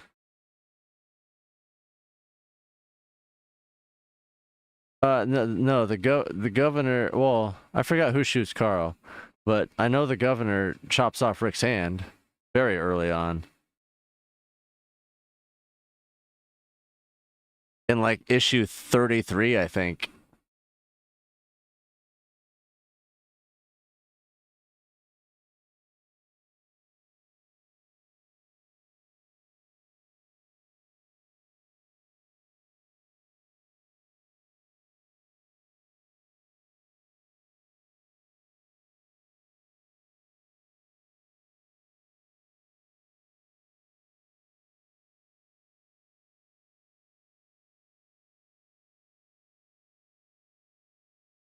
But I mean, to be fair, the governor got 9 full novels in the comics, aside from the comics.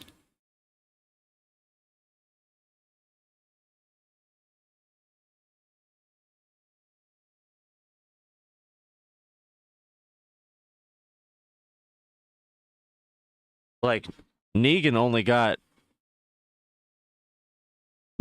basically 1 issue. Well, I guess 2 issues.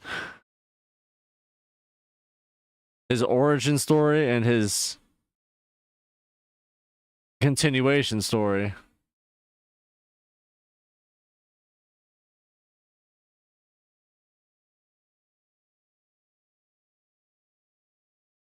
I mean, for me, peak Walking Dead was season 7 through 10. 7 through 10 was like really where it's at for me. I didn't care so much for 11 and the fucking stormtrooper ass bullshit. It didn't really end up getting resolved.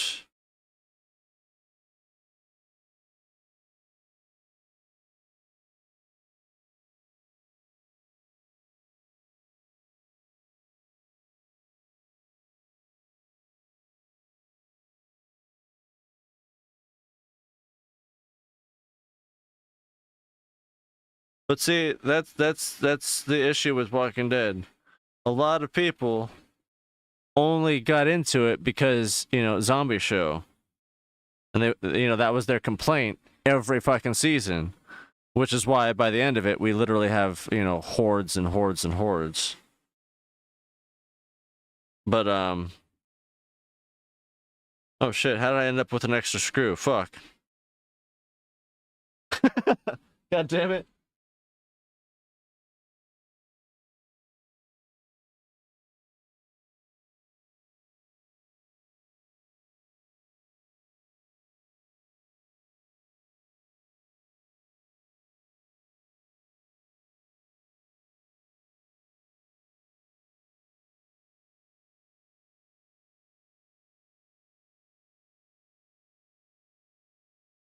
Yeah, the whole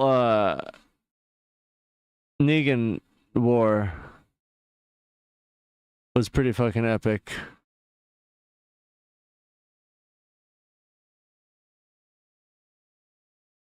And then the Whisper War. I don't know why people didn't like the Whisperers more. I fucking loved the shit out of that. God damn, that was brilliant. Yeah, that's why I was watching it. The psychological breakdown of society.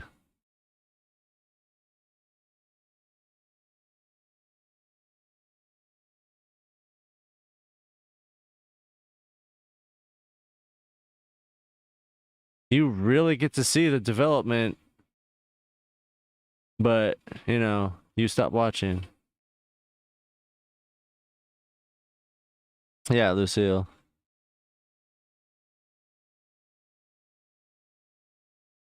Yeah, Rick's character development, Carl's character development are absolutely phenomenal. Carol's character development is by far the most outstanding, but the most fucking depressing.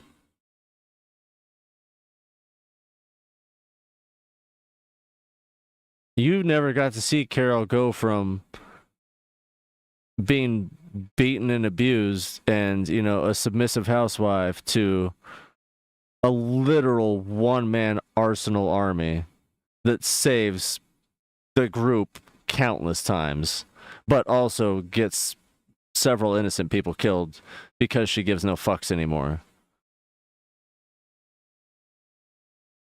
Like, Carol turned into the ultimate badass of badasses, but also her heart got so fucking stone cold that she started getting killed, or getting people that she actually cared for killed in the process, and then it broke her even more.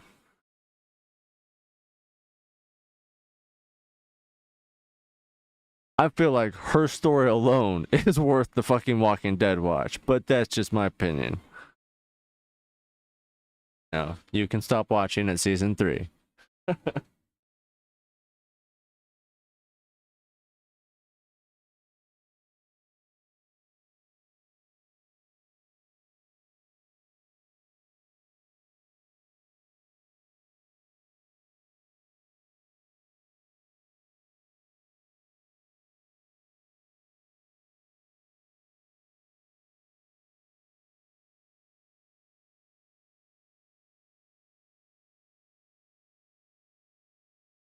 Father Gabriel had a great character transformation, but so did Eugene. But also at the same time, they were the worst. The worst.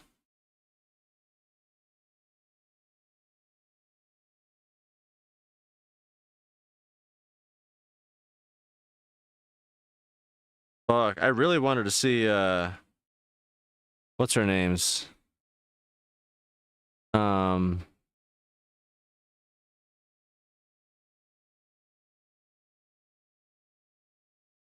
God damn it, what's that chick's names?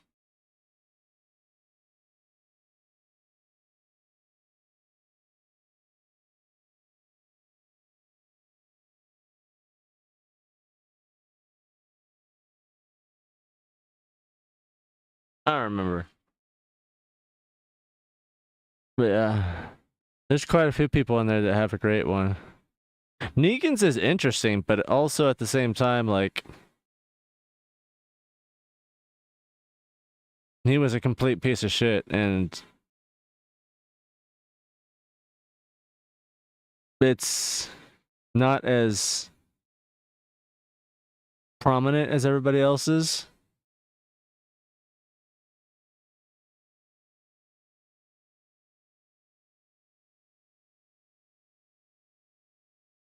I mean, essentially, Negan's been a prisoner of not just other people now, but also his own, uh,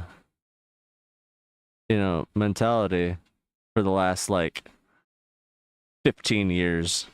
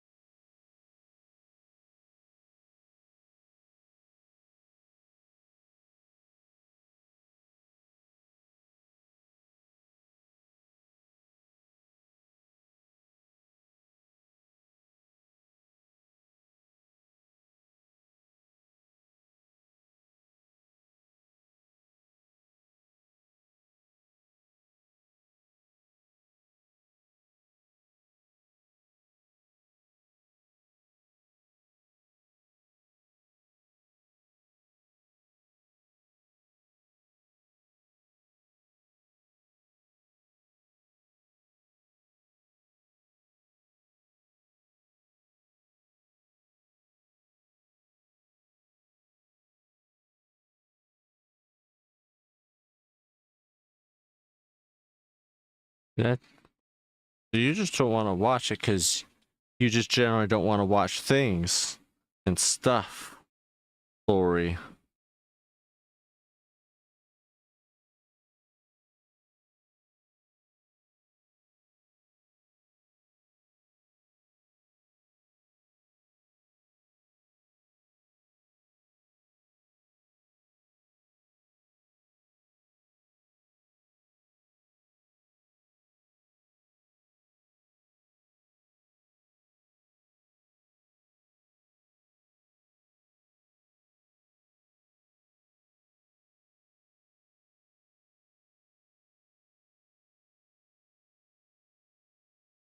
Hentai?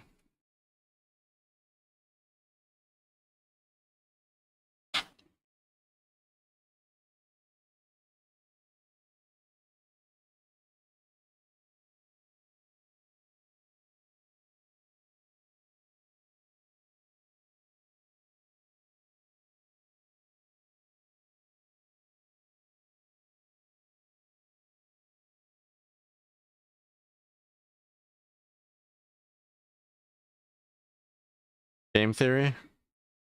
On chess?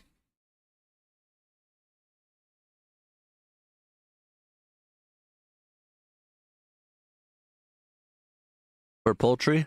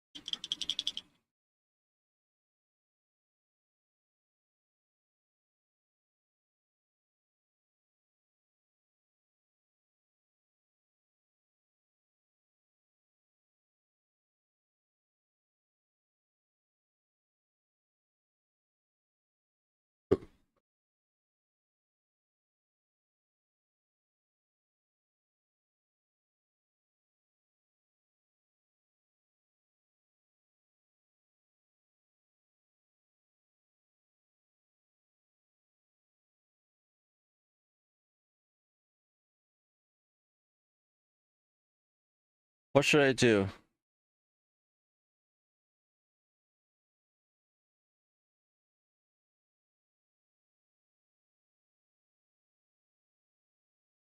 Ariel, why are you looking at me?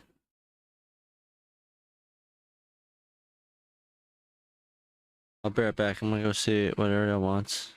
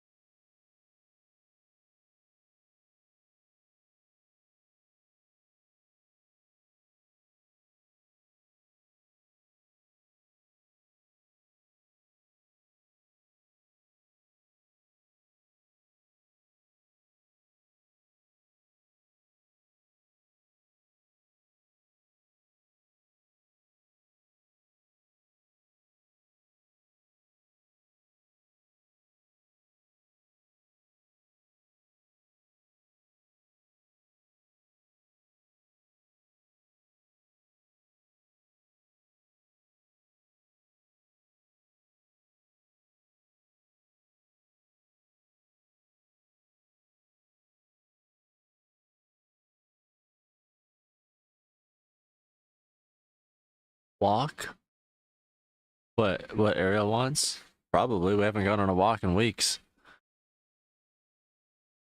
Partly because of my back, partly because she has rocks in her stomach.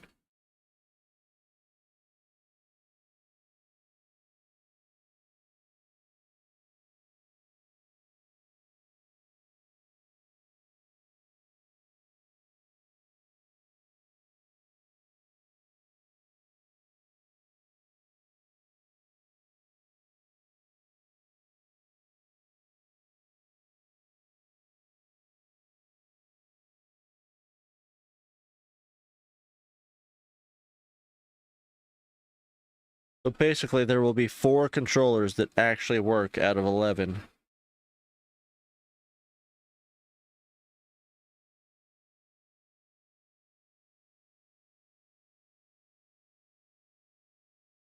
This is true, but she also doesn't care and wants to eat cheese and everything else. Sight. And not.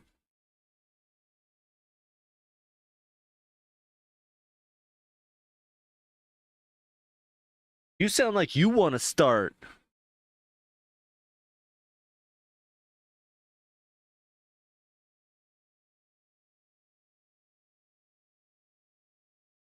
Did that sound confrontational? I was going for confrontational.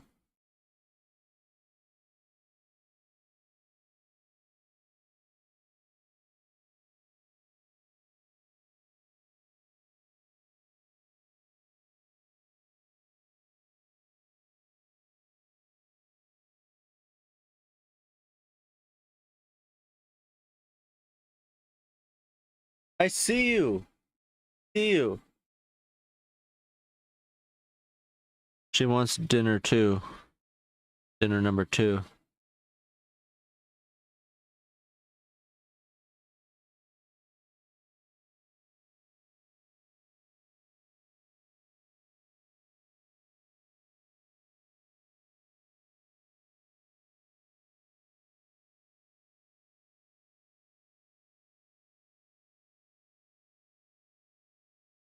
What do you need to start the project?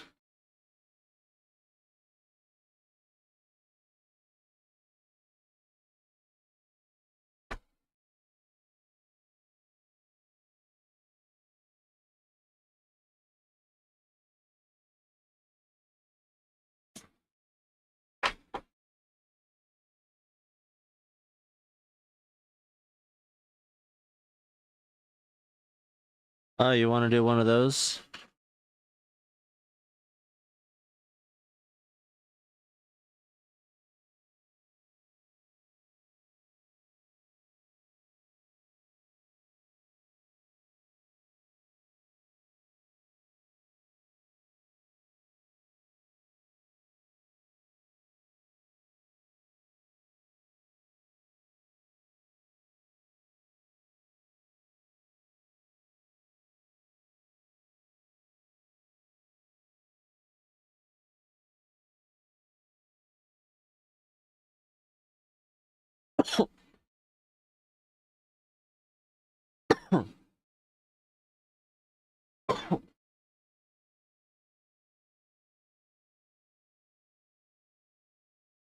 One of the things that I like about The Mist, aside from, the ending where everybody dies but him because he shoots everybody, and then he ends up getting saved, but not wanting to get saved, is the fact that it has, like, the majority of the Walking Dead cast in it. It's almost like the Walking Dead cast was prepared for the Walking Dead. Zombies. We've encountered interdimensional beings. Sorry, walkers. We've encountered interdimensional beings. Interdimensional beans. Ha, get it? Like the refried kinds, but unfried.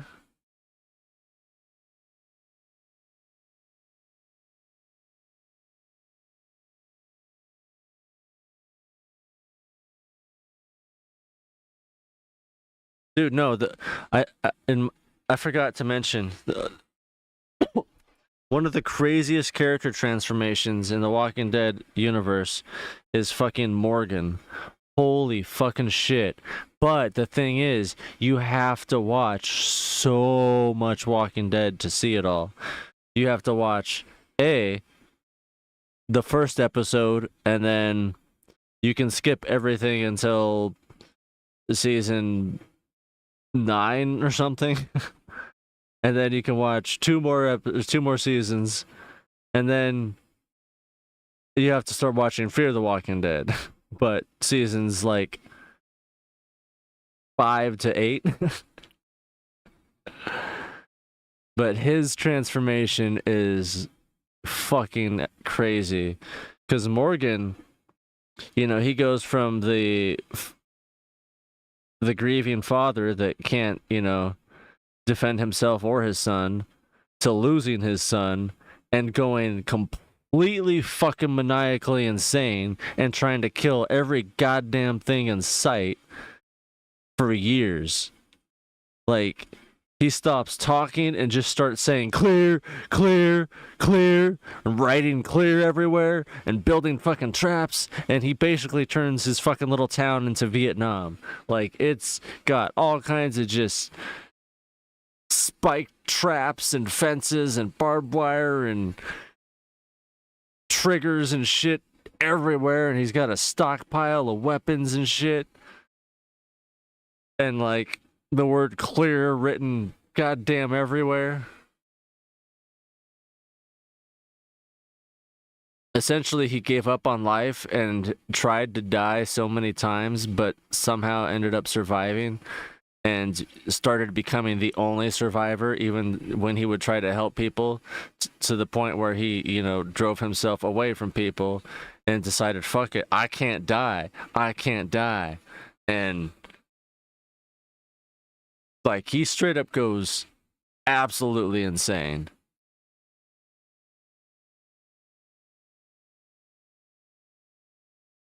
He straight up stabs Rick because he doesn't believe he's real.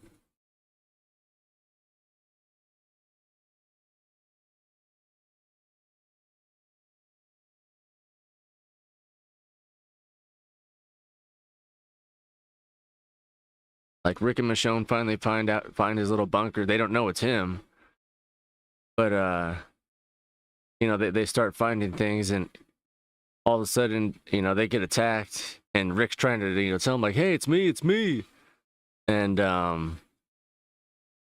he's just screaming and, starts crying, like, you're not real. That's not his face. That's not your face. And then just starts stabbing him. And Rick just, pulls it out and, finally knocks him out and ties him up.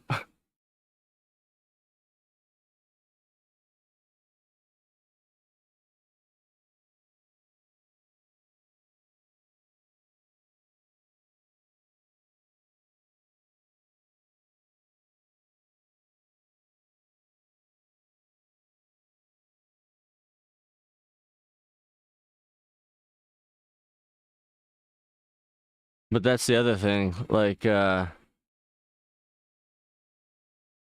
Morgan goes crazy like that multiple times. Like, when they find him, he's already been worse than that, but had less training.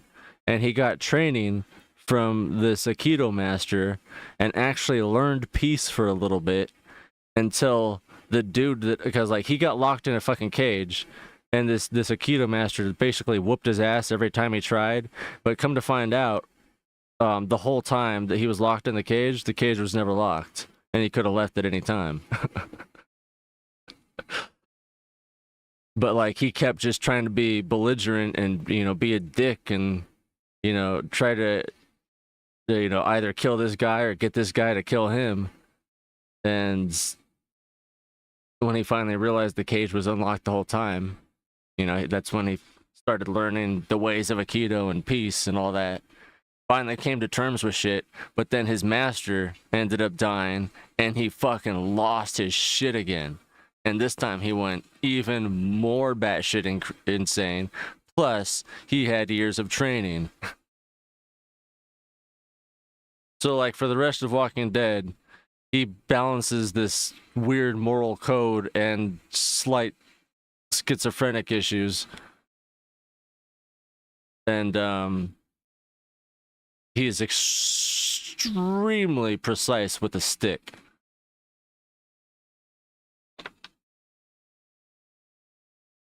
He tries to be a pacifist and, you know, not kill anybody. And it kind of ends up backfiring and just gets more people killed. So by the time he gets to Fear the Walking Dead, well, that's why he leaves The Walking Dead, because too much death has gone on and he's really trying to hold it together but knows he's slipping. So he just starts walking, and he walks all the way from fucking, where is it, like West Virginia area down through like to New Mexico. And then he just starts slaughtering again, but this time under a strict code. Instead of like the just schizophrenic clear, you're wearing dead people's faces. He basically just starts going after more people like Negan. But he's a lot more efficient at it and becomes a one-man army. But also tries to be a pacifist.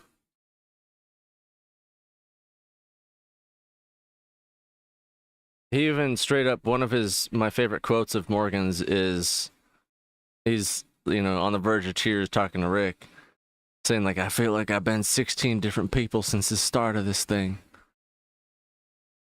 And he legit has.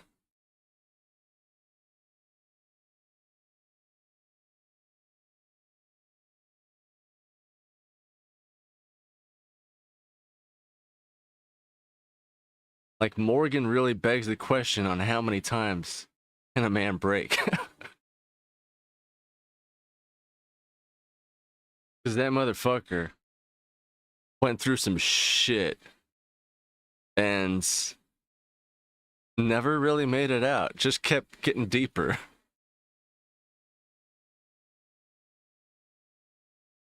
And trying to figure out how to live with it.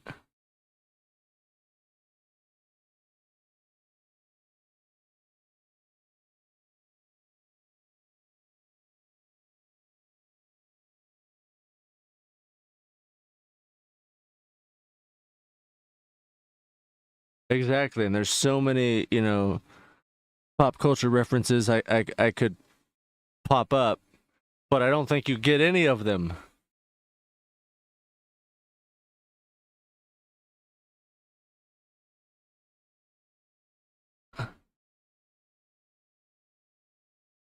But his passive side is, you know, to the point where he doesn't have to be paying attention to a goddamn thing, but can disarm an armed situation before you even blink.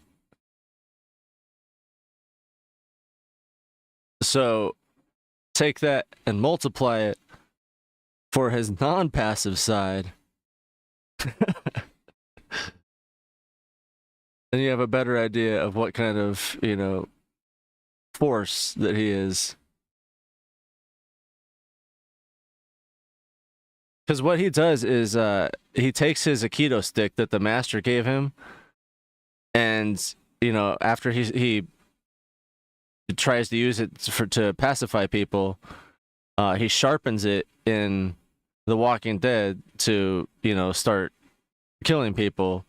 But then once he gets to Fear the Walking Dead, he ends up creating a battle axe out of one side of it. So he has one side that's passive and one side that'll chop your fucking head off.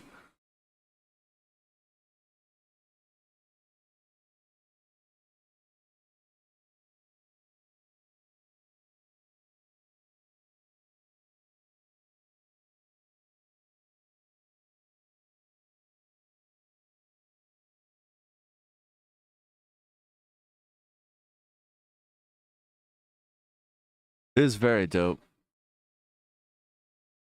And then at one point in Fear the Walking Dead, when he finally gets his little safe zone, he kind of sticks it in the grounds as like a symbolism of his morality or code ways. So like once you're in his boundaries, there's no weapons or anything, but if you start something, there's gonna be something. It's passive until you make it non-passive past these walls, essentially. Everybody is friend until you're fucking foe, and then you're no mo.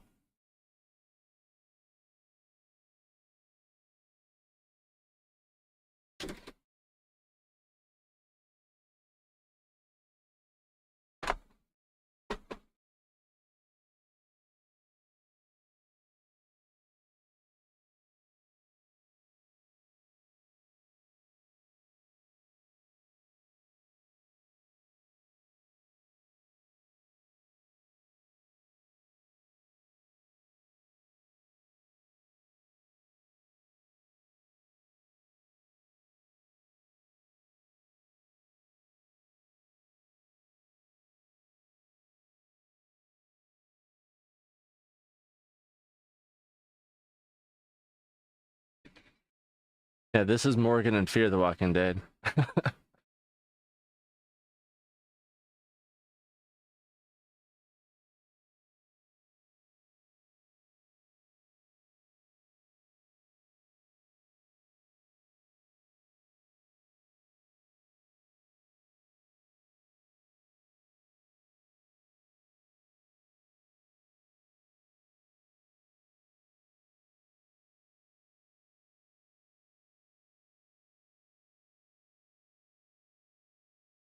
Yeah, he's essentially the fucking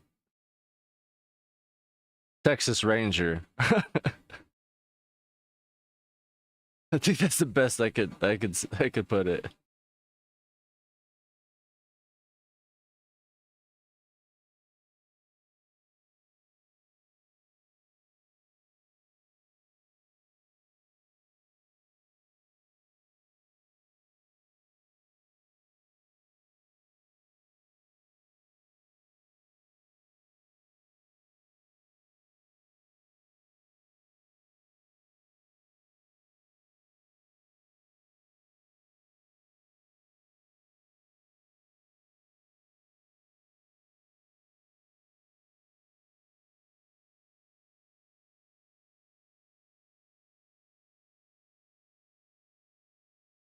Oh, but I completely get not wanting to watch like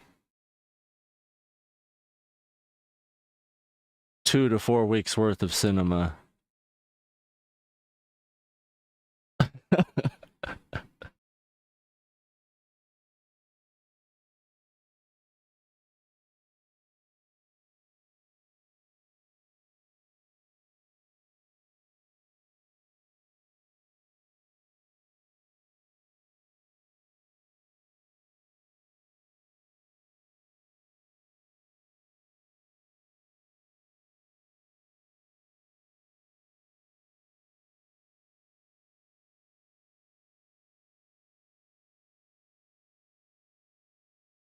What's the most you've ever binged of something?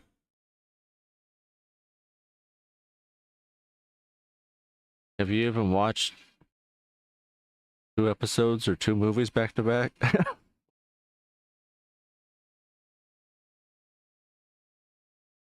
Look, I've been to the movie theaters with 2 movies back to back multiple times. Sometimes I snuck in. A lot of times I, paid and waited though.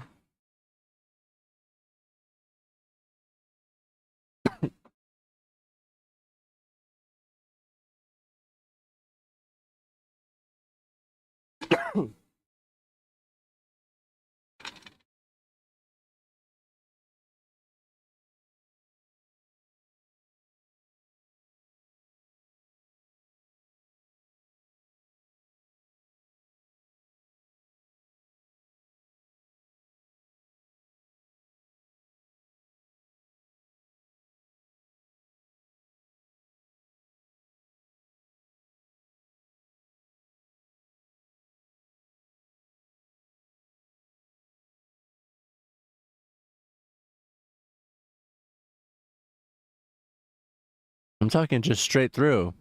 That's a standard binge.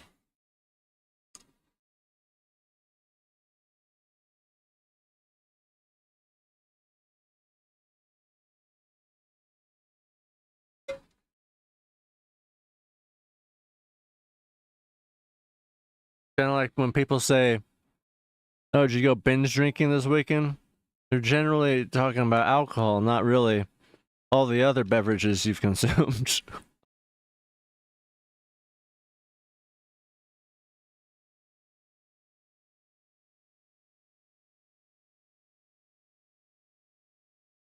Red, white, blue, yellow.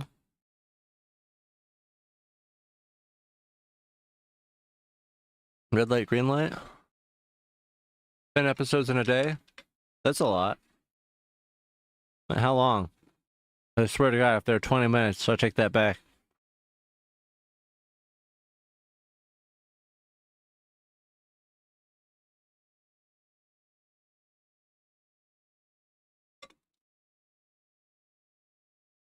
It'd be a lot more impressive if you binged One Piece. Ruby? I don't know. You just writing letters and shit to me.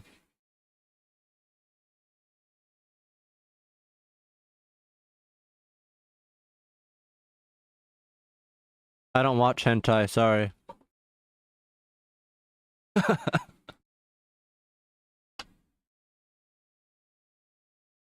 not gonna let that up now.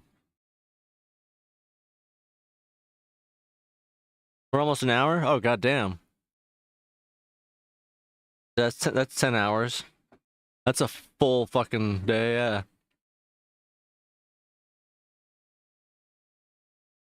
So you're capable of this.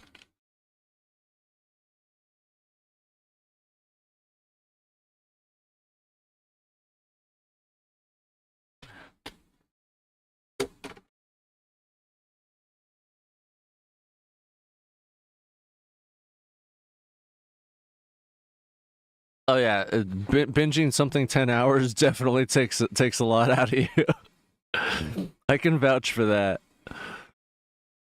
My God, I remember even watching Stephen King's fucking 6-hour Rose Red straight through. Oh man, I felt drained. But it was a good watch. But goddamn.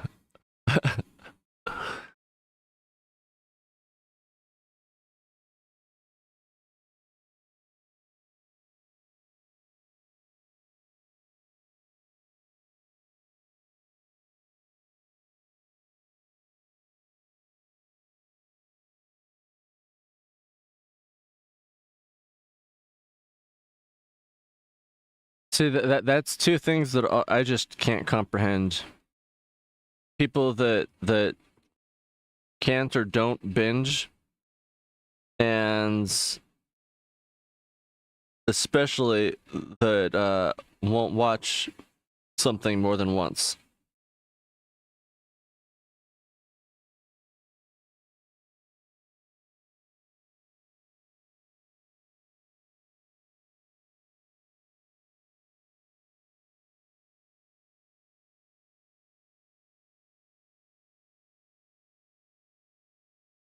That's another one I don't know.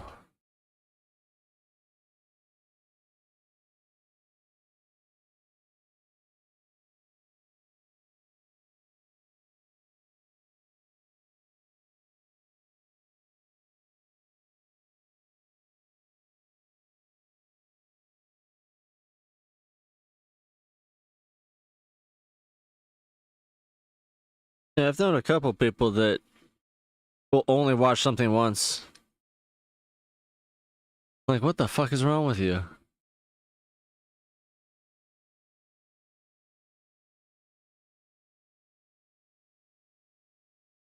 What about music? You only listen to a song once? Only listen to an album once?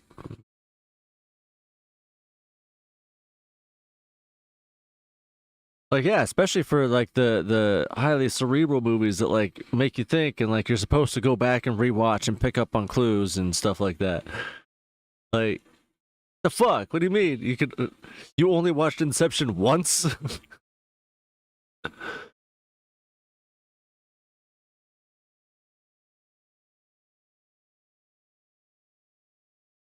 Yeah, exactly.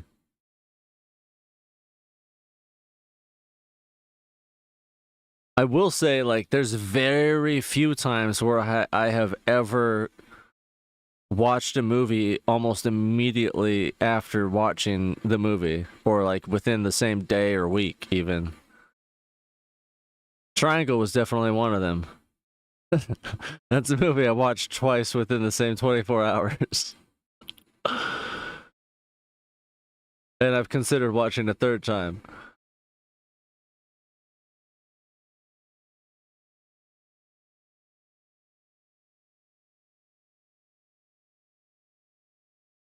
But then again, I guess yeah, the second time I was more focused on building controllers, or well, not building, but cleaning.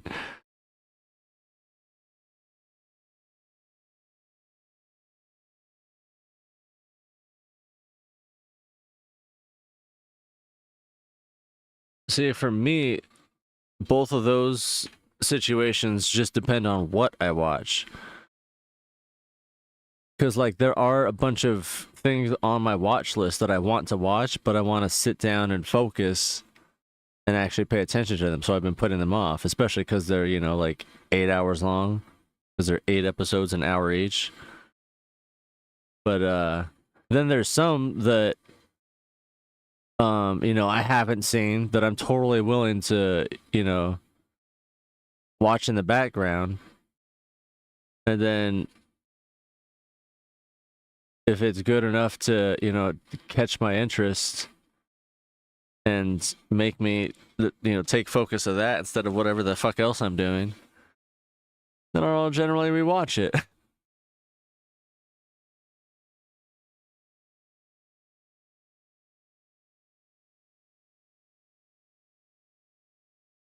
That and the fact that you never actually watch anything on your watch list. You just, oh yeah, I'll add that.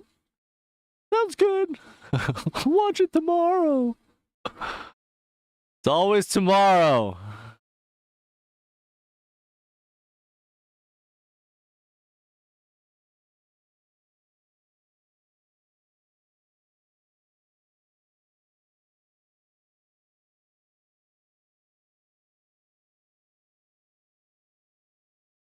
You know what? One of these days, you're gonna die. And you're gonna get to heaven. And Satan's gonna ask you 20 questions relating to pop culture references. And if you don't get above a 60%, you have to stay there.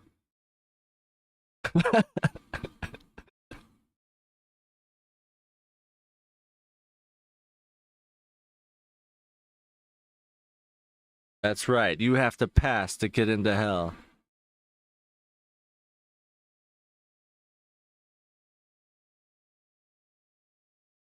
It looks like you are going to heaven if you can't answer the 20 questions correctly. You didn't see that twist coming, did you? That's because you don't watch enough cinema.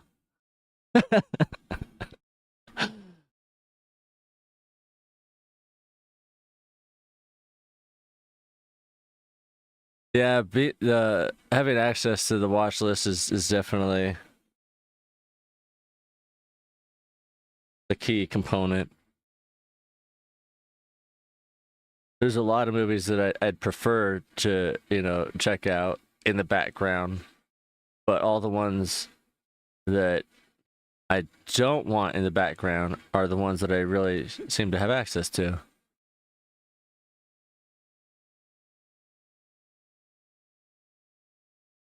The TARDIS, the Doctor Who phone booth that's like in between space time.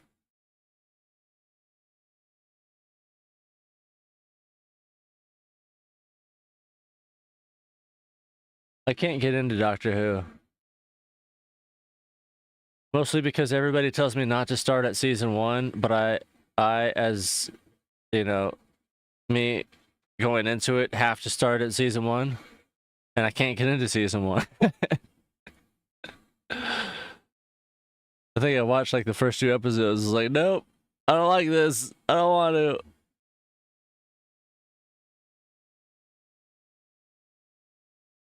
Oh no, the Land of the Dead watched over by Hades. Okay.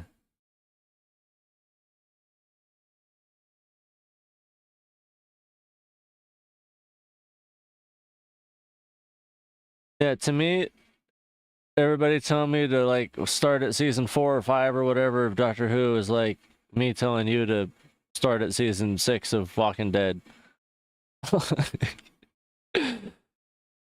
But actually, no, that's not at all like because you don't want to watch it from the beginning anyway. Fuck, you just don't want to watch it. Damn it! I thought I had something there.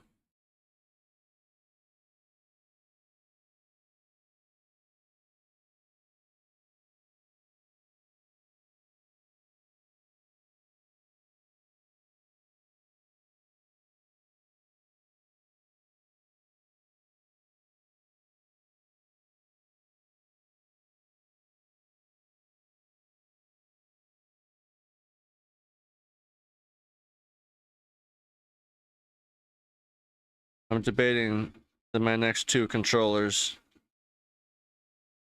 but it is 7 p.m.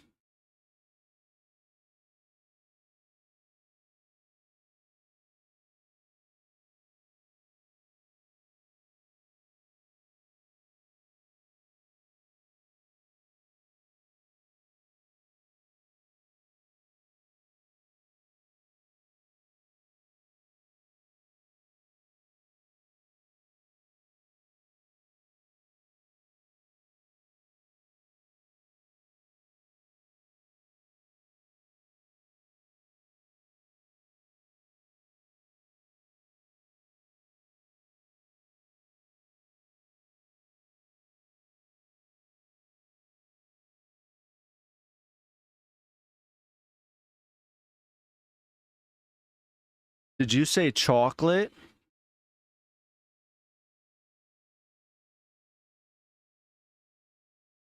I don't have any.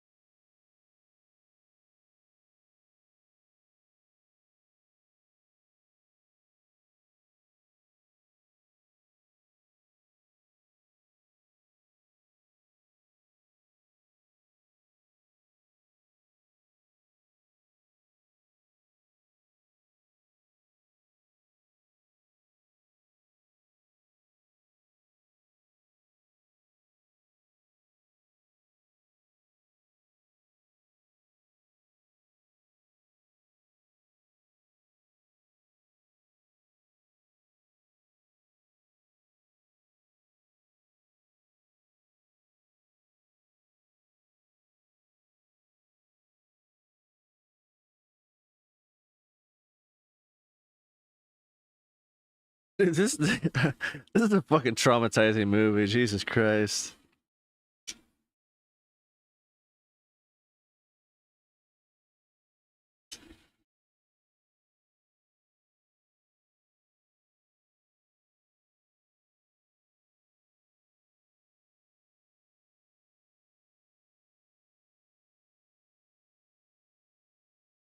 Like generally, you know, when a 7-year-old is crying and terrified and telling you not to go because you're gonna get eaten by monsters in the fog, um, you kind of brush it off. But when you've actually witnessed it happen alongside your child, it's a little different. I mean, did I finally pick something? I've been watching The Mist for like an hour and 15 minutes.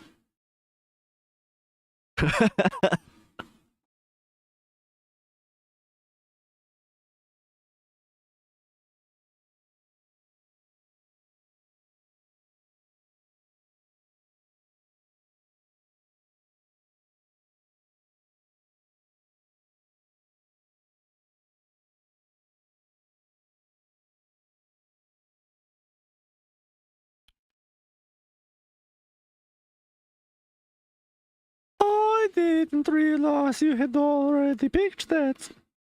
I did.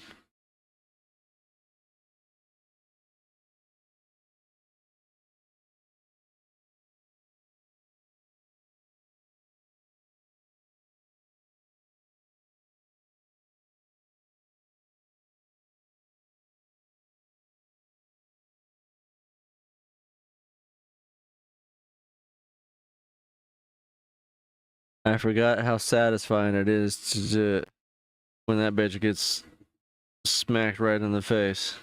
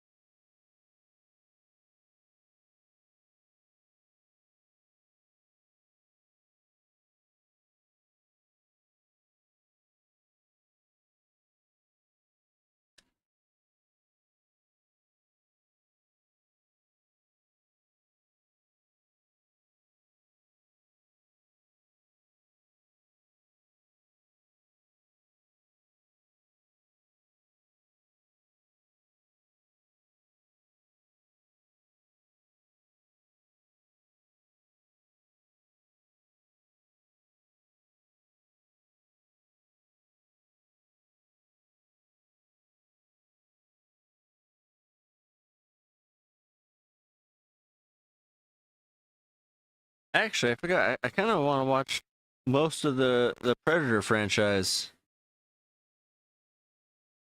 Dude, Prey was so good. That got me back into it. I watched that when it came out though, a couple years ago.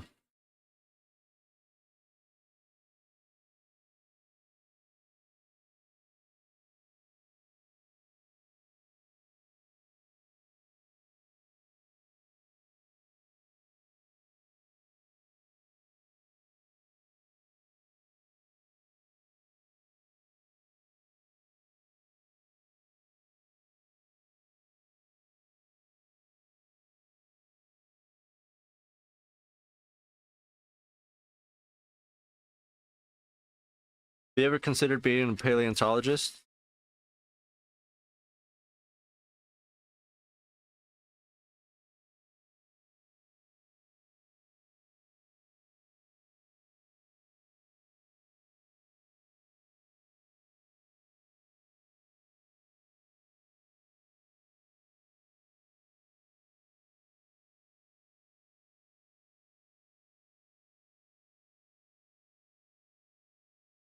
The Predator was good. I always loved the first one. I never wanted to watch the second one because Arnold wasn't in it. That upset me. And then I never saw anything until Alien versus Predator, and then I was like, what the fuck? And then I think didn't see anything until Prey, and that one I was like, holy fuck, this is amazing. And then I've heard bad things about Badlands, but it honestly looks pretty good, and I want to check it out. Fucking Dakota Fanning's sister's in it. I didn't even know Dakota Fanning had a fucking sister.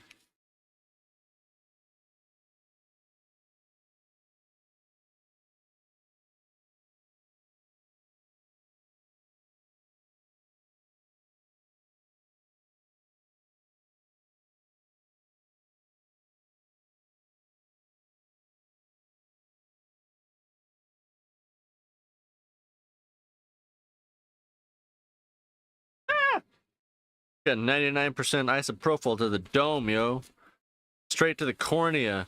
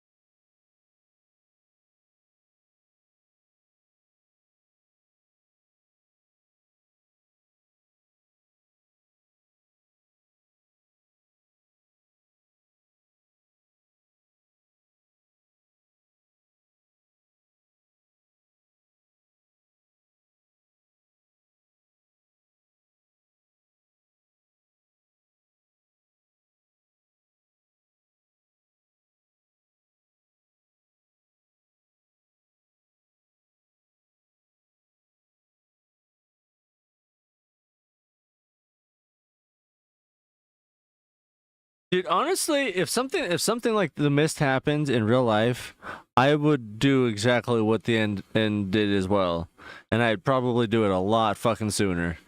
Cause like, fuck this, fuck what they're dealing with right now.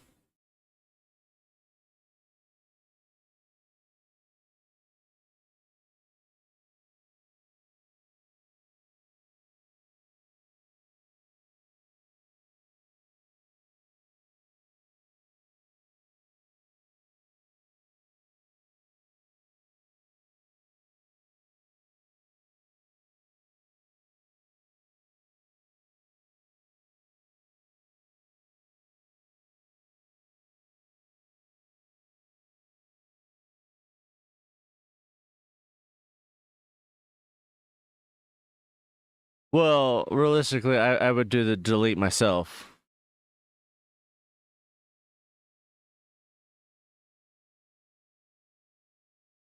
But I mean, yeah, they're in a room. Let's see. See, see the giant spiders? Oh yeah, they're coming out of the dude because they've already hatched.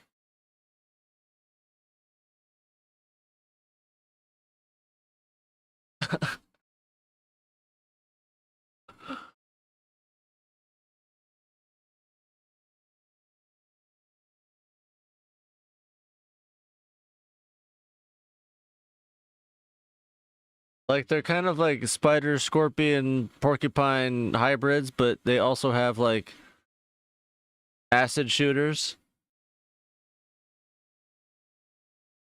Plus, they inject you with their offspring that slowly eats their way out of you.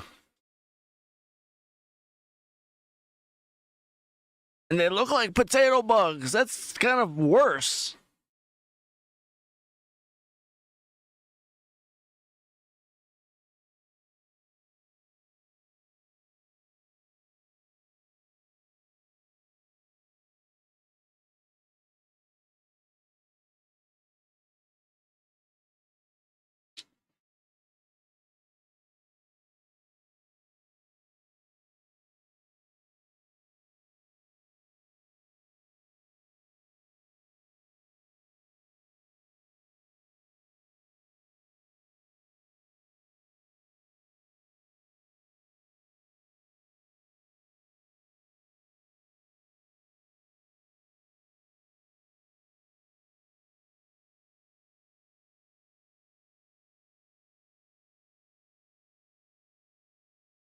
All right.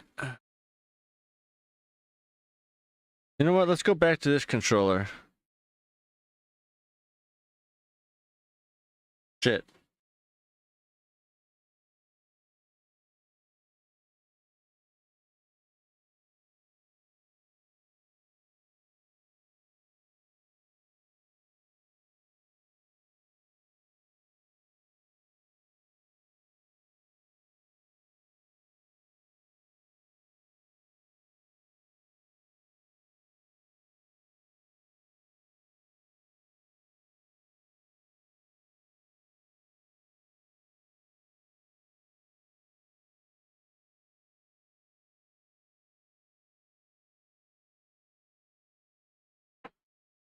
Never mind. Never mind. That's not gonna work. You know, one movie that I haven't seen that I need to, that I've been putting off for a long time, No Country for Old Men.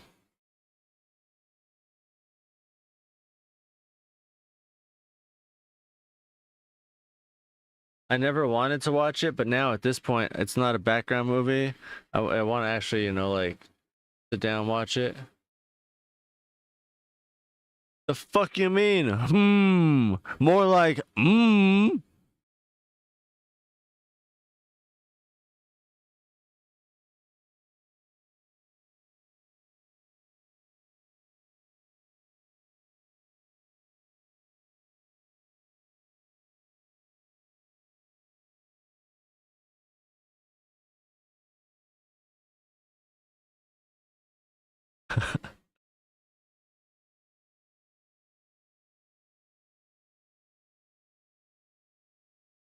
Don't use your unimpressive face.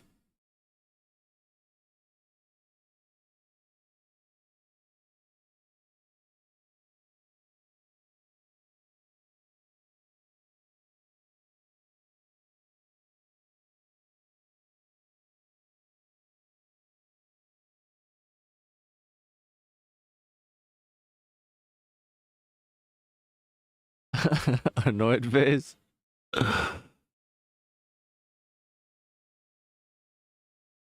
Tomato potato.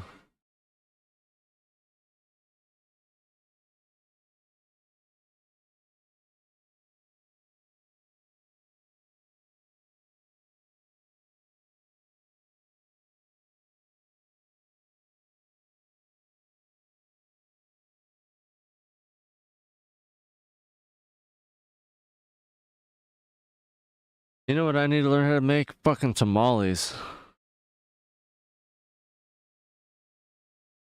Families.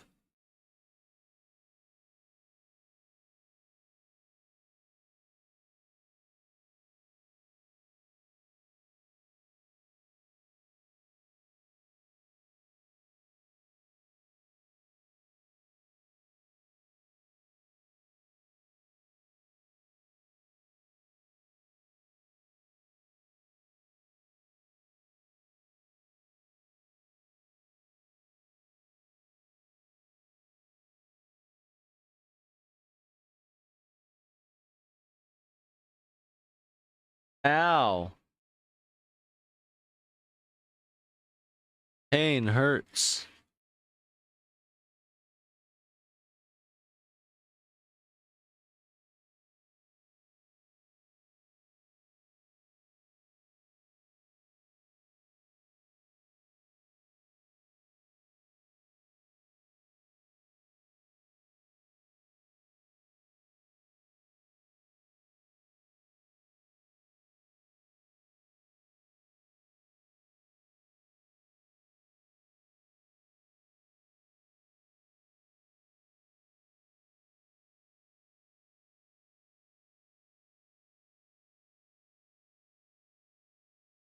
Have I stretched recently?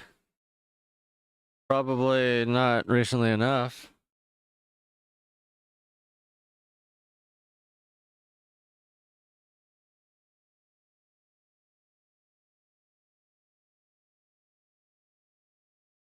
It sucks because I'm not an actual physical therapist, and I can only do so much with the internet. So I don't really know the difference between too much and not enough.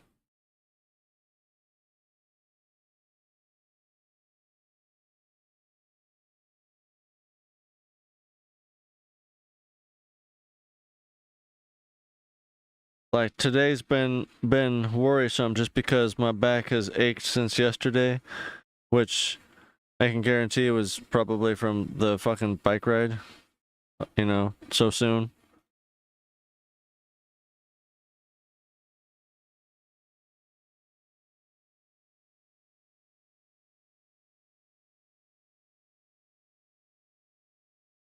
Actually, it probably wasn't, specifically from that one, but it was from doing 2 bike rides recently, and the second one kind of not taking it as easy as I probably should have.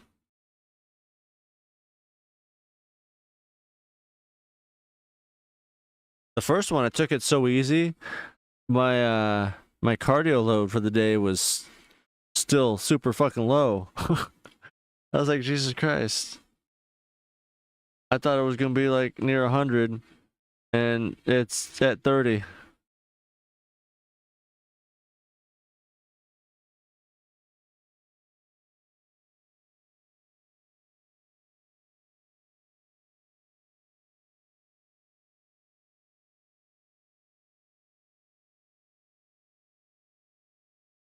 Oh shit. I just realized the time.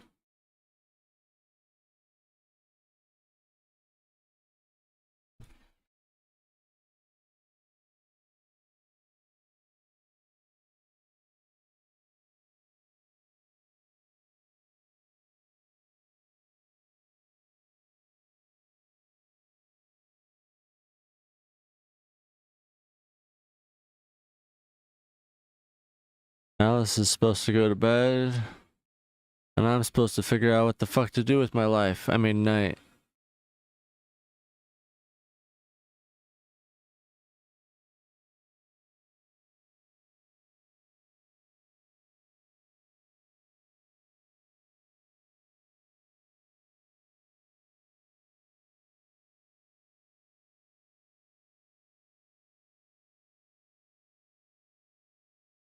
I'm still debating a controller or two. At this point, I would probably just disassemble them and not put them back together, but I don't know.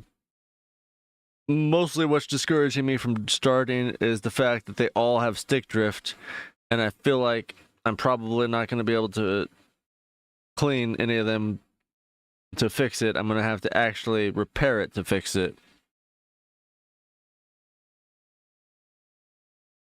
Which luckily I did find, some stuff on Amazon for 20 for $10, and it covers Xbox Series and Xbox One, PlayStation 3 and 4, supposedly, and Switch Pro. Siri, go the fuck away. We're not talking to you.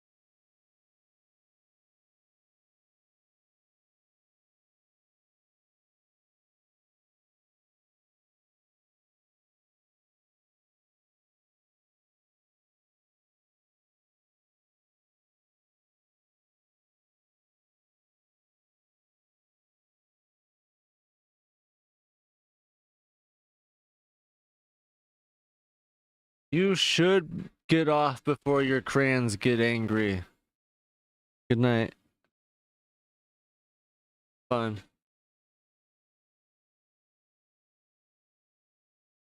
I'm gonna go take a walk downstairs, take Ariel out, figure out what next. Bye.